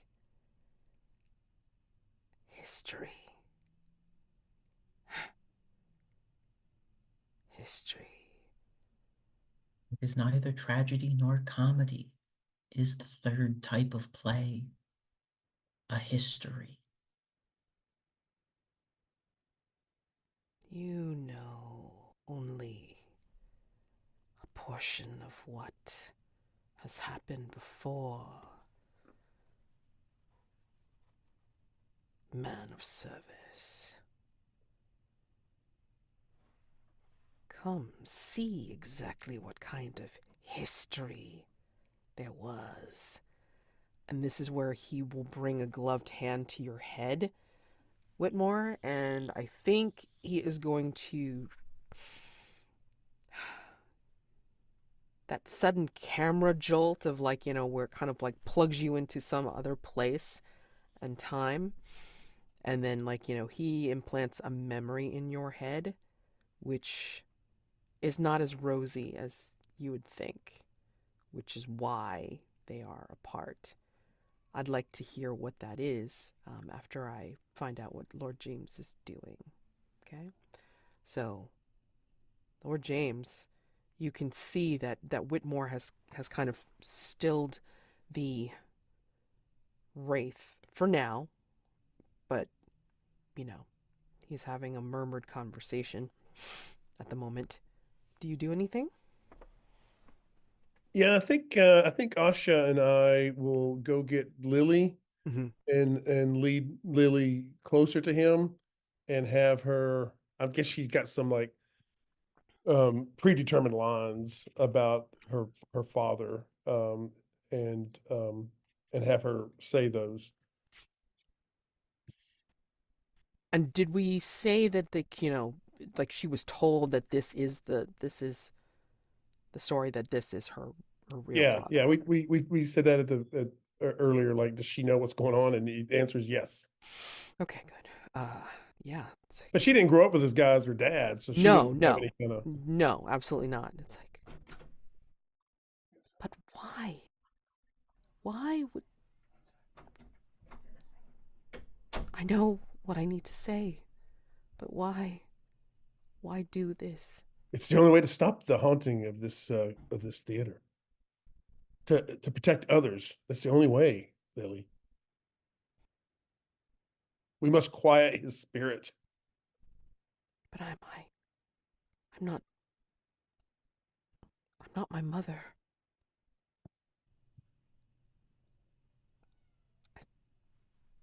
I guess I just need to ask what he wants. Let's give it a go. And then Asha will, like, say from her elbow, it's like, I'm here. I will always protect you. And yeah. Bob, describe Act 2, in which Daniel impotently fights back against the forces that prevent him from being with Dahlia. Hmm.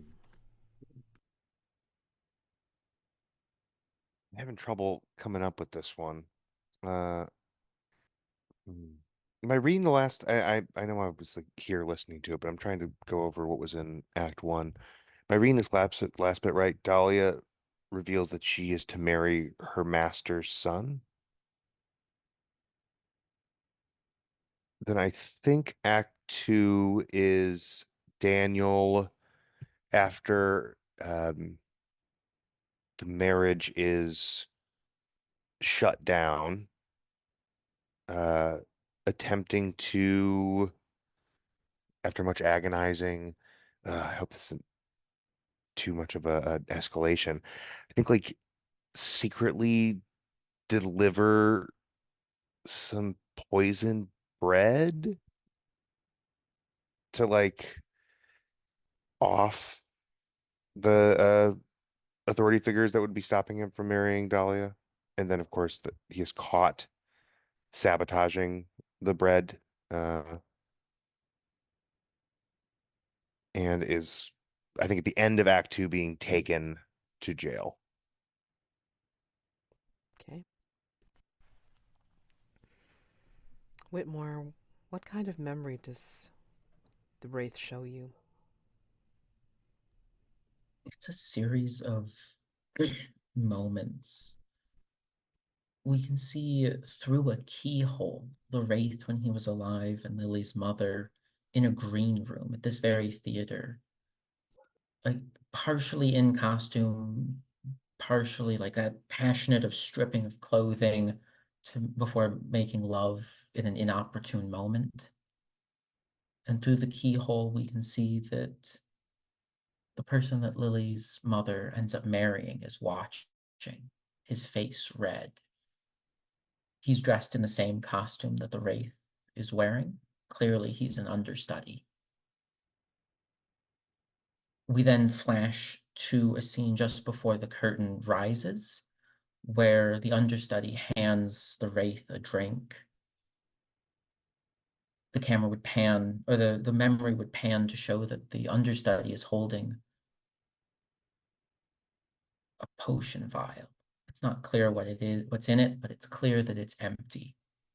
The Wraith takes a drink, and we then cut to the curtain call, or to the final scene of this play, where the understudy is now center stage, tipping Lily's mother back, kissing her full on the lips. The stage manager frantically trying to figure out where in the script this was. It was just supposed to be a light peck on the cheek. And we see the Wraith, face in a bucket, absolutely puking his guts out. Betrayed. While that is happening, I think the Wraith is turning to Lily. Can it be true? Is it you? Are you my offspring from the woman that I loved?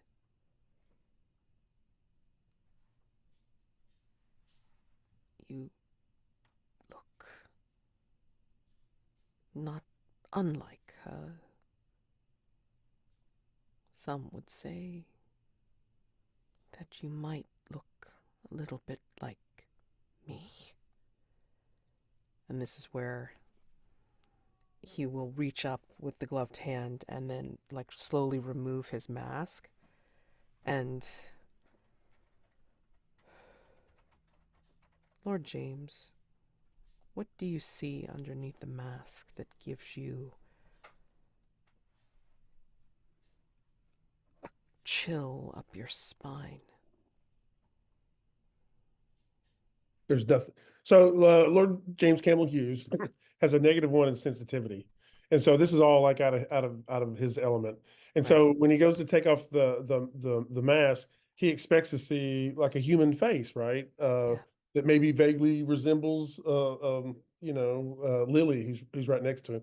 But Mhm. when he takes off the mask, there's nothing. There's nothing there. It's just an empty cloak. And yeah, it's it's too spectral and too otherworldly. And so it does make Lord James Campbell-Hughes take a gasp. I'm curious, Doc, while Lord James is not quite so sensitive, I think you are. What do you see when the Wraith pulls off his mask? How do you see his features marred?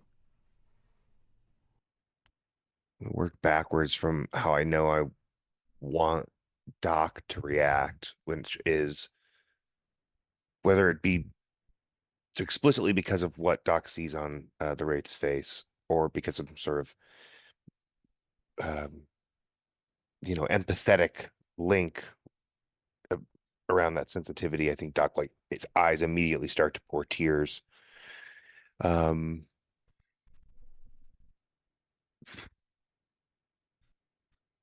his face marred.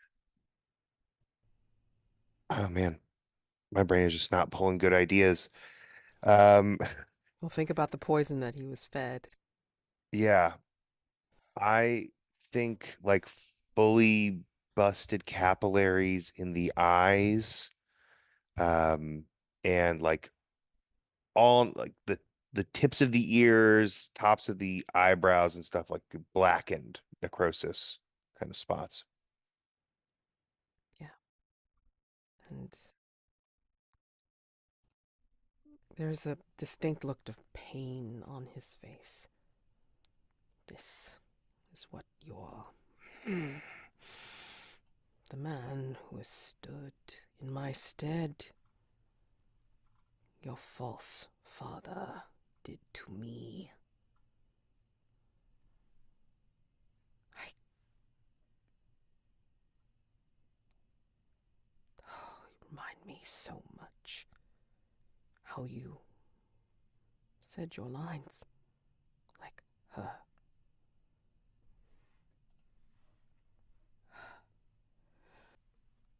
You don't see anything in the hood, Lord James, but the hood will turn to you and say, "What do you expect me to do? Do you expect me to leave? How can I leave? The one thing that reminds me of my love." You have to let her live her life. You can't haunt your progeny. You have to let your progeny live and become your legacy, possibly your greatest legacy. There is a wail, not coming from just the hood, but I think a wail coming from every corner and space in the theater, as if not just the Wraith is frustrated and saddened by his loss, but others that may have experienced something very much like it. Disappointment and rejection and all that. And the wail goes up in the theater, and it's almost deafening. I think everyone clasps their ears, and it might be even enough to drive everyone to their knees. Daniel, describe Act 3, in which Daniel engages in a desperate action to get what he wants. The final moment, just before the curtain falls, should be very bloody. After he's arrested, we see Daniel escape the prison cell by using like some kind of kitchen implement that they didn't catch. He's able to like pop the lock or something. And he goes to the master of Dahlia and her betrothed, and we see him confront them. And in his hand, he's got this like one hand he's got this rolling pin from the bakery, and the other it has this long blade, and the music starts to build up into this like deafening crescendo, and then the lights go out, the curtains drop, and there's stuff going on backstage. Then then there's like the lights slowly start coming back on as the curtains open, and we see the only thing on stage that is white is Dahlia, who is on her knees and sobbing with her hands in her face, like hands in her face. She's the only thing that's white. Everything else, including Daniel, who's standing there, is covered in blood, and no one else is alive on the stage except for the two of them, and everything else on the entire stage is covered in blood, and then that's when we see this final light start to go out. Damn. Nice.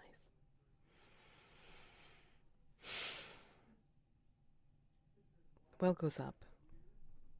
And I think, again, drives most people, if not everyone, down to their knees because of the pain and the regret in the wail. And I think you hear, each of you will hear, Hunters of Hargrave House, you will hear in your ear, as if to just you alone, "I cannot live. I cannot be here forever," being reminded of my greatest triumph and my worst defeat.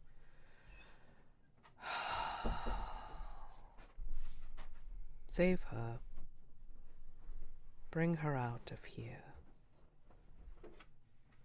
And to Lily,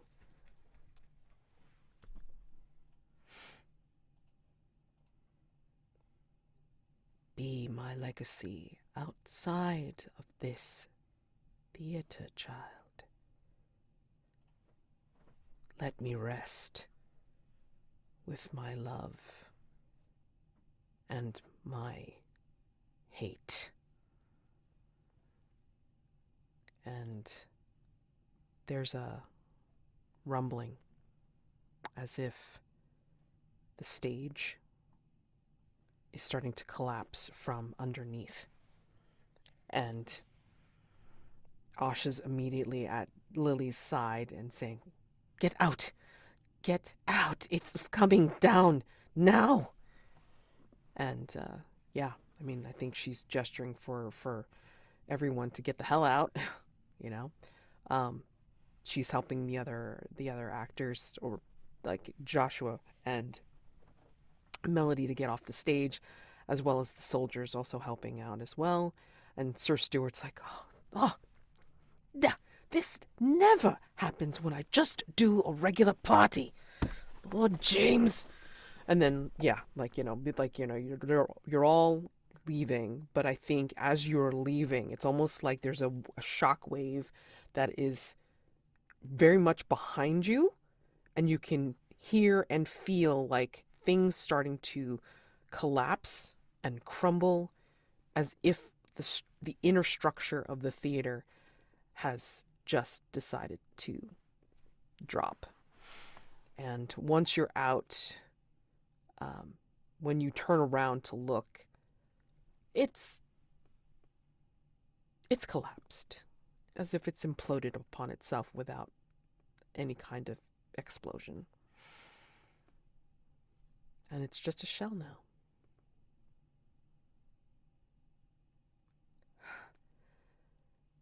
He told me I needed to continue his legacy outside of the play.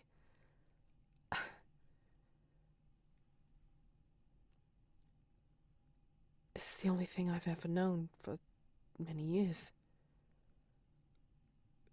I don't know where to go. Asha will put her arm around Lily and say, "We will figure it out.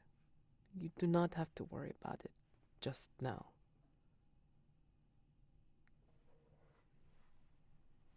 Though, if you do need somewhere to go, the Hargrave House happens to know that the Cremorian Gardens is looking for a new attraction. Perhaps they would be inclined to let you set up an outdoor theater space? Do you really think so? I mean, that seems so far-fetched, but it would be wonderful to try something different. You think we can do it? And Asha kind of gives her a squeeze and saying, "Yes, we can do anything. The others will follow." Just don't join the circus. I don't think that is our, wheelhouse. Excellent. Yeah, that's perfect. And as a matter of fact, if Cremor Gardens doesn't have a slot available, we have a dear friend, Marie Linton, who's a manager at the I can't remember the name of the chapel. It's now a small theater. There's lots of options outside of the circus. That is so kind of you. Yes, we'll We're we will pretty. look, we will look. We know about the arts here in London, the greater metropolitan area. We're quite familiar. We will Connected. we will try Cremorne Gardens first, and then if not, then we will definitely ask if you have any other recommendations, sir. Thank you. And come on, Lily. We should go. Drink? And she's like just nodding and just kind of clasping Asha's arm, with her hand. And it's like, "Yes, I think we all need a drink tonight. Will you be joining us?"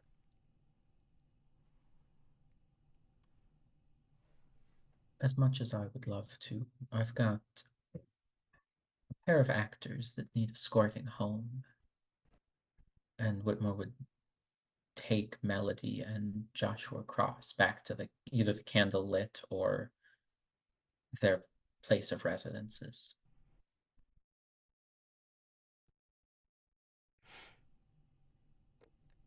Before I go and do that, it's like, Doc, Lord James, where are you going to be headed? I kind of think I would ask, since we've not seen Victor, I think I would ask Doc. We need to look for Victor. He should have been back by now. Mm. You're right. Yeah, there's no getting around it. We got to find Victor, make sure he's all right. You have to call it beforehand. Like, sorry, out of character. Like, you have to call it beforehand, right? I mean, like, if you were going to use Gareth, I mean, like, you have to call it beforehand to I don't say know that if you're going to that's- do the second night phase. Let me take a look. I've only used it once, and it was so we could do the King in Shadows and for Jason Burns Right. at the end of the night phase. That would be now. Okay. Um, I mean, because we can totally hold off and then do a second night phase, like, for when Paul joins us.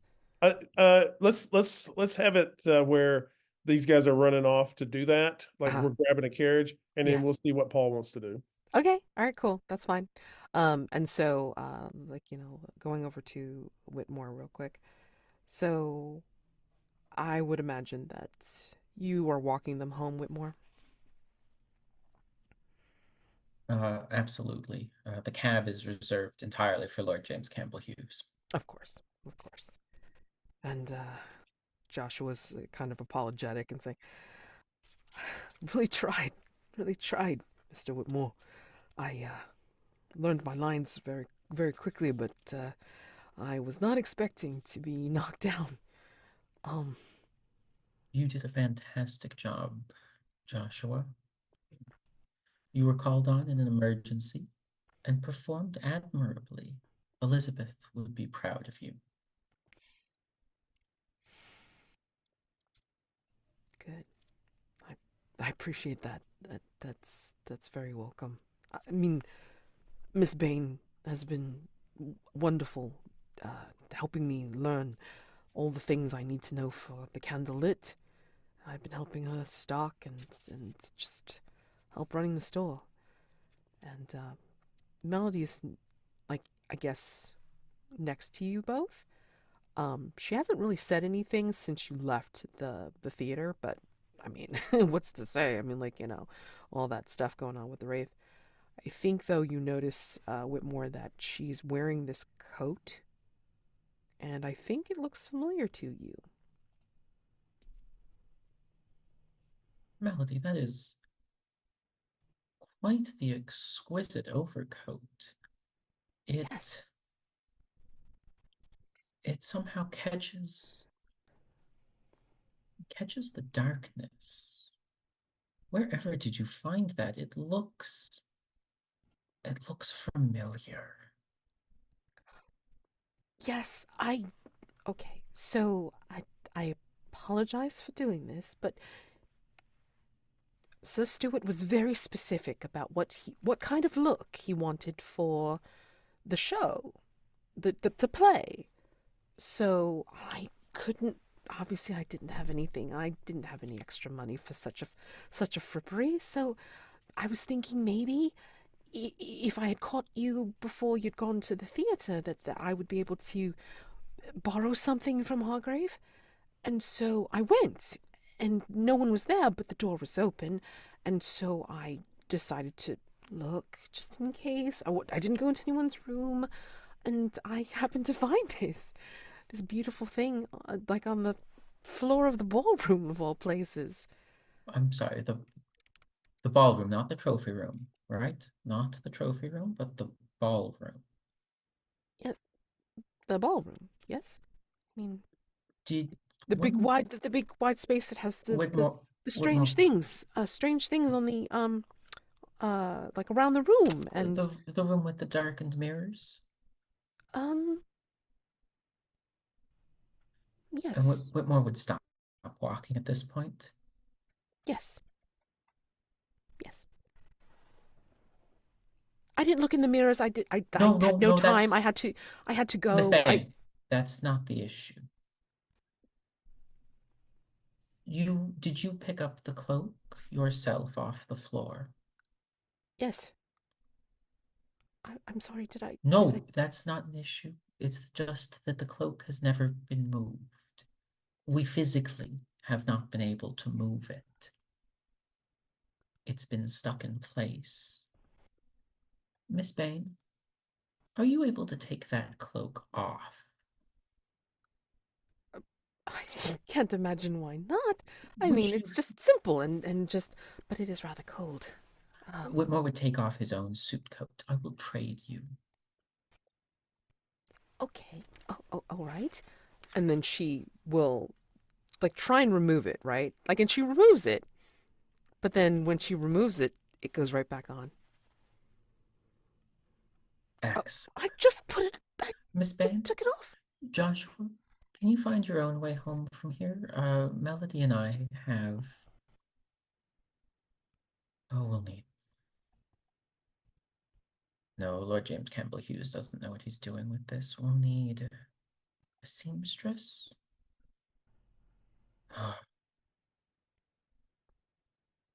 We might need Radamintha. She would know her way around garments, wouldn't she? And Whitmore would just start running through a list of anyone he knows who's And vaguely magical and can sew. Joshua will tip his hat like rather curiously, and then just kind of, yes, of course, Mr. Whitmore. I can make. Are you going to be all right, Miss Bain? I hope so. I hope so. And yeah, I mean, like Joshua will go ahead, get lost in the fog a little bit, and then I think out of the fog as you're trying to figure this out, Whitmore and talking to yourself, it's like, ah, Mr. Whitmore, pleasure to see you again. Do you remember me? And out comes a woman in a burgundy cloak and hood, smiling at you. Miss Bain, is it? I remember meeting you and teaching you a song in Cremorne. You look wonderful, my dear. And this is where, like, Melody will kind of shrink and move behind you, Whitmore. Oh. Mr. Whitmore, who is... I do remember you, but you did not mention your name. Mr. Whitmore knows me. Lord James definitely does. I don't know if I've met the rather wild being known as Mr. McBain yet, but I will make his acquaintance in due time. And, of course, Mr. Armstrong supposedly knows all about me.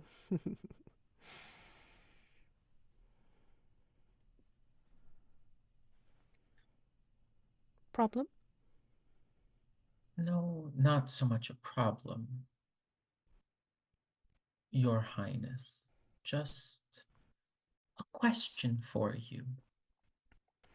And perhaps the return of something that belongs to you, if you'd be of assistance to me. We found, Assistance. yes, my companion, Miss Bain here, found a cloak that I believe belongs to you, or one of your kin, from a ball hosted at Hargrave House, perhaps even before I was, or my parents, or my parents' parents were conceived. Unfortunately, the cloak seems to be stuck. No, No, I think the cloak knows exactly who it belongs to. That is a fine piece of winter melancholy.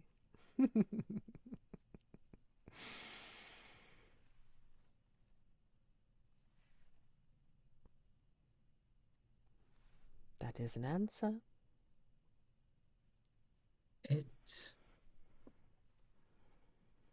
It is certainly an answer, though perhaps more helpful than you intended for it to be.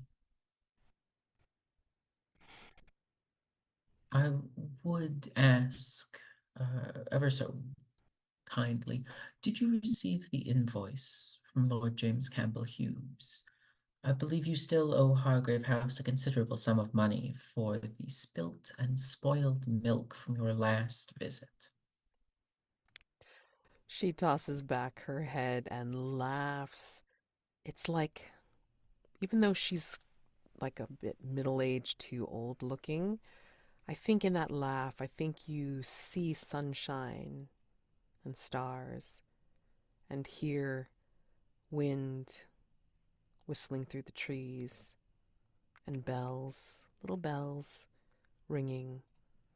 And as you get lost in that laugh, I think she disappears back into the fog.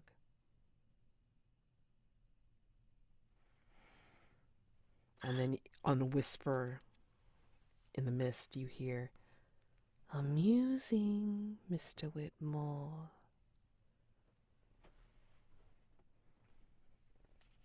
And that is where we're going to end our session for tonight. Yeah, absolutely. So, not going to worry about end of session stuff, because I'm not sure whether it's like the dawn phase yet, because I'm not sure if we're going to have a night phase. So another night phase. So that's fine. So let's go right to stars and wishes. Anything you enjoyed about tonight's session and what you'd like to see for the future. I don't think you remember, Mads. Oh no, So what did I what I did forget? is I took a box away. Oh, okay. I marked a box to fortify Hargrave House where the Yeah. master can't do anything. Okay. There can be no dangers. There can't be any mastermind dangers. But I like your version of what happened with the Cloak of Melancholy. I give you a star for that. So I just took a box away. So Okay. all the security to keep like magic from the mastermind out. We'll say it didn't work. But because I really like bringing back that cloak. And was it Paul? Paul. Mm-hmm. Yeah, I really like bringing that back. So big star for that. And And if anything, I mean, like, it's not necessarily a mastermind clue. It's just oh no, something that was there. And, well, but if there was all these specialists there, they wouldn't have let her in. It's like, yeah. Oh, is the that's house true. That's guarded true. or is it Yeah, not? yeah, yeah. You're right. You're right. Um, But then they and could have recognized her from before, because, I mean, like, she's been around. She's been in and out of Hargrave House, so they know that she's a friendly, I guess.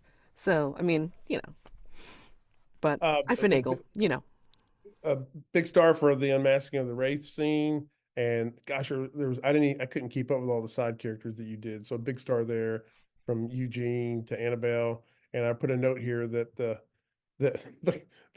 in the REC, it was like a couple of Hogwarts professors. Like that's the vibe I was getting. For Bob, I really okay. So right now I have started playing in the between Ghost of El Paso, and I got some really good Ghost of El Paso vibes from your Mask of the Past, that Wild West scene with the cowpokes and the waterfall fall glue. So big star for that. I'm very excited about that campaign. Um, and I love the scene with you and Whitmore in the stables. And I was really a star for having a supernatural superhero in the theater, because it's not me. It's not. We're not the. We're the mere mortals. So it was good to see you spring into action. And with Jeremy, big star for the Wraith being Lily's biological dad. That was really cool.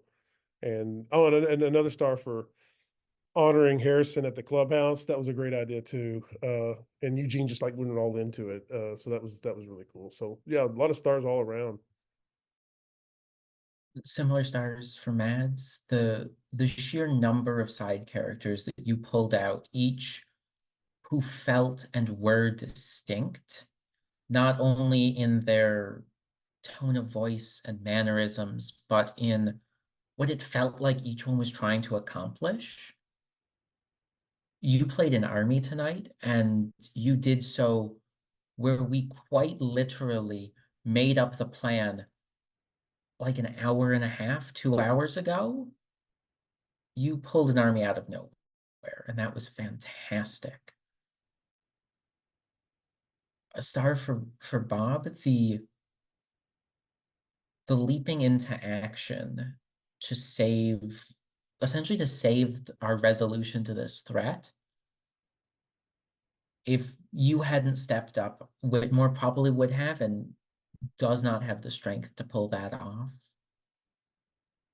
I think that it was a very Doc thing to do. And then a star for Daniel. All of the conversations you had with all three members of the RAC tonight felt like you were having a conversation with both old friends and people that you were trying to impress. And that's not something I've seen from Lord James Campbell-Hughes in a while, where you weren't the most powerful person in the room who wasn't trying to kill us. There were members of the RAC that you pulled on, and that was explorer to the core.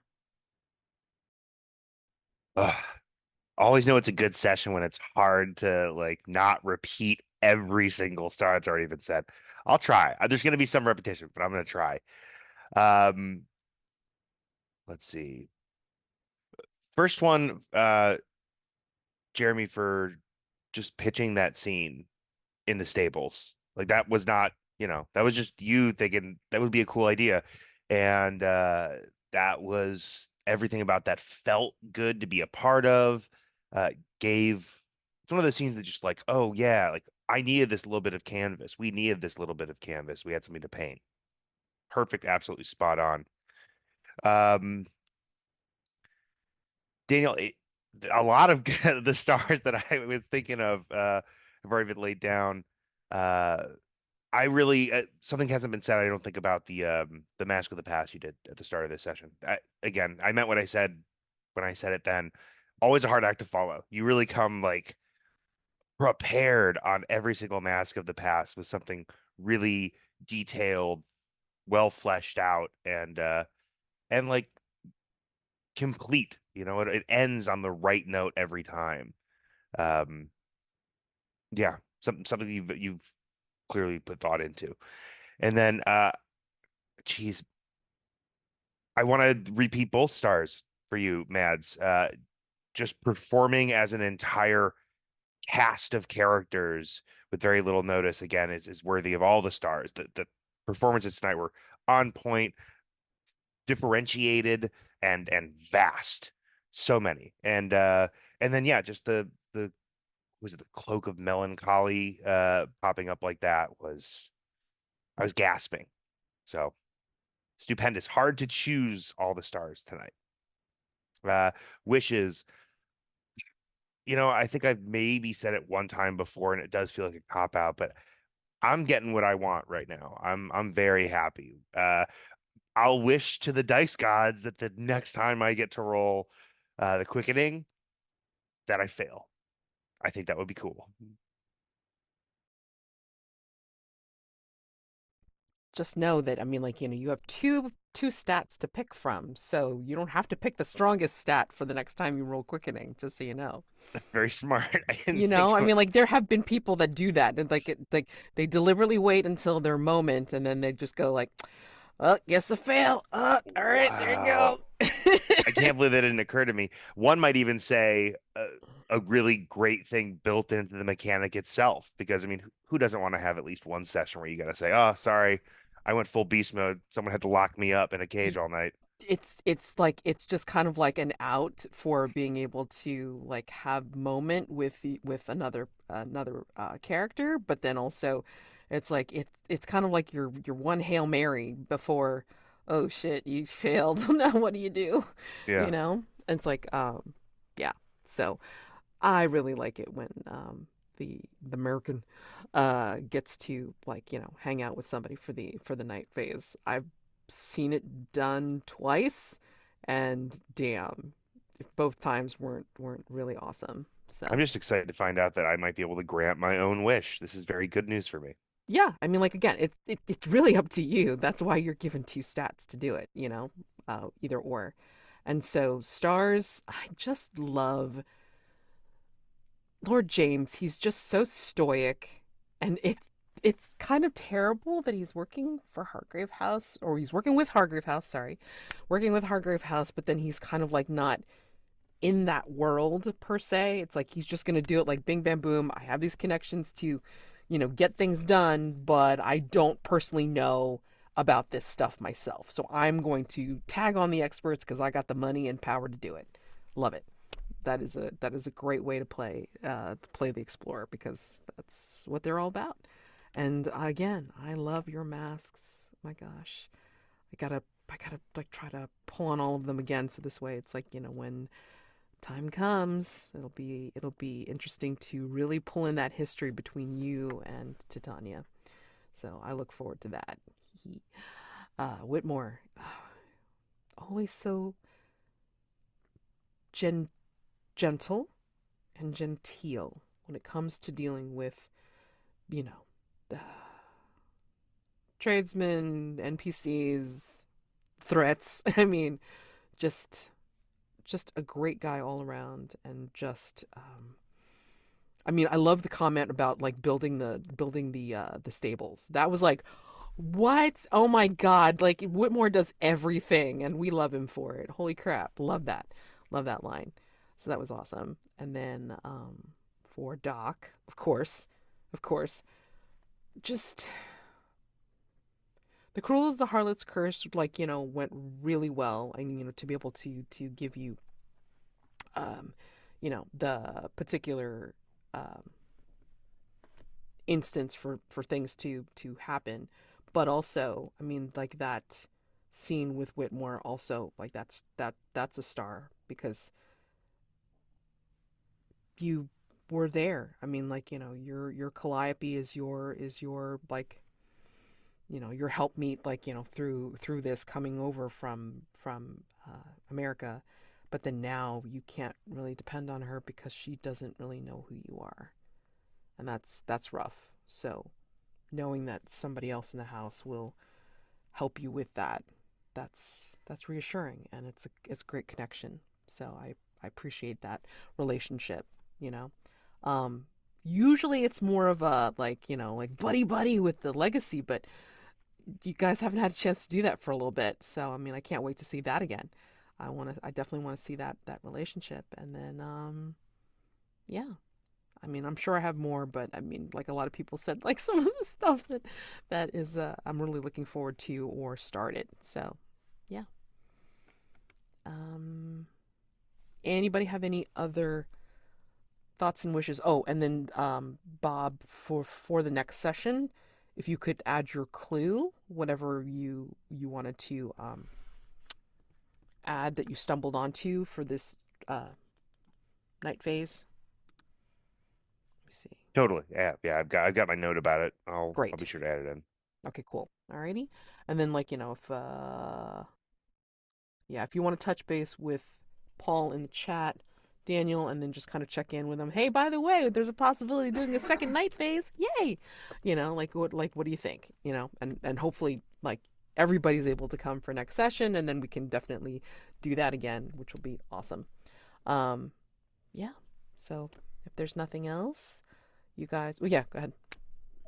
A sort of late reminder star to Paul, despite him not being here, the addition of that winter melancholy cloak. Oh my God. As soon as he said it, I was just like, oh, that's got to come back. That's Chekhov's gun, man. That's Chekhov's cloak. That's coming back. So come in handy. Come in handy. Yep. So very excited. Okay. Nothing else.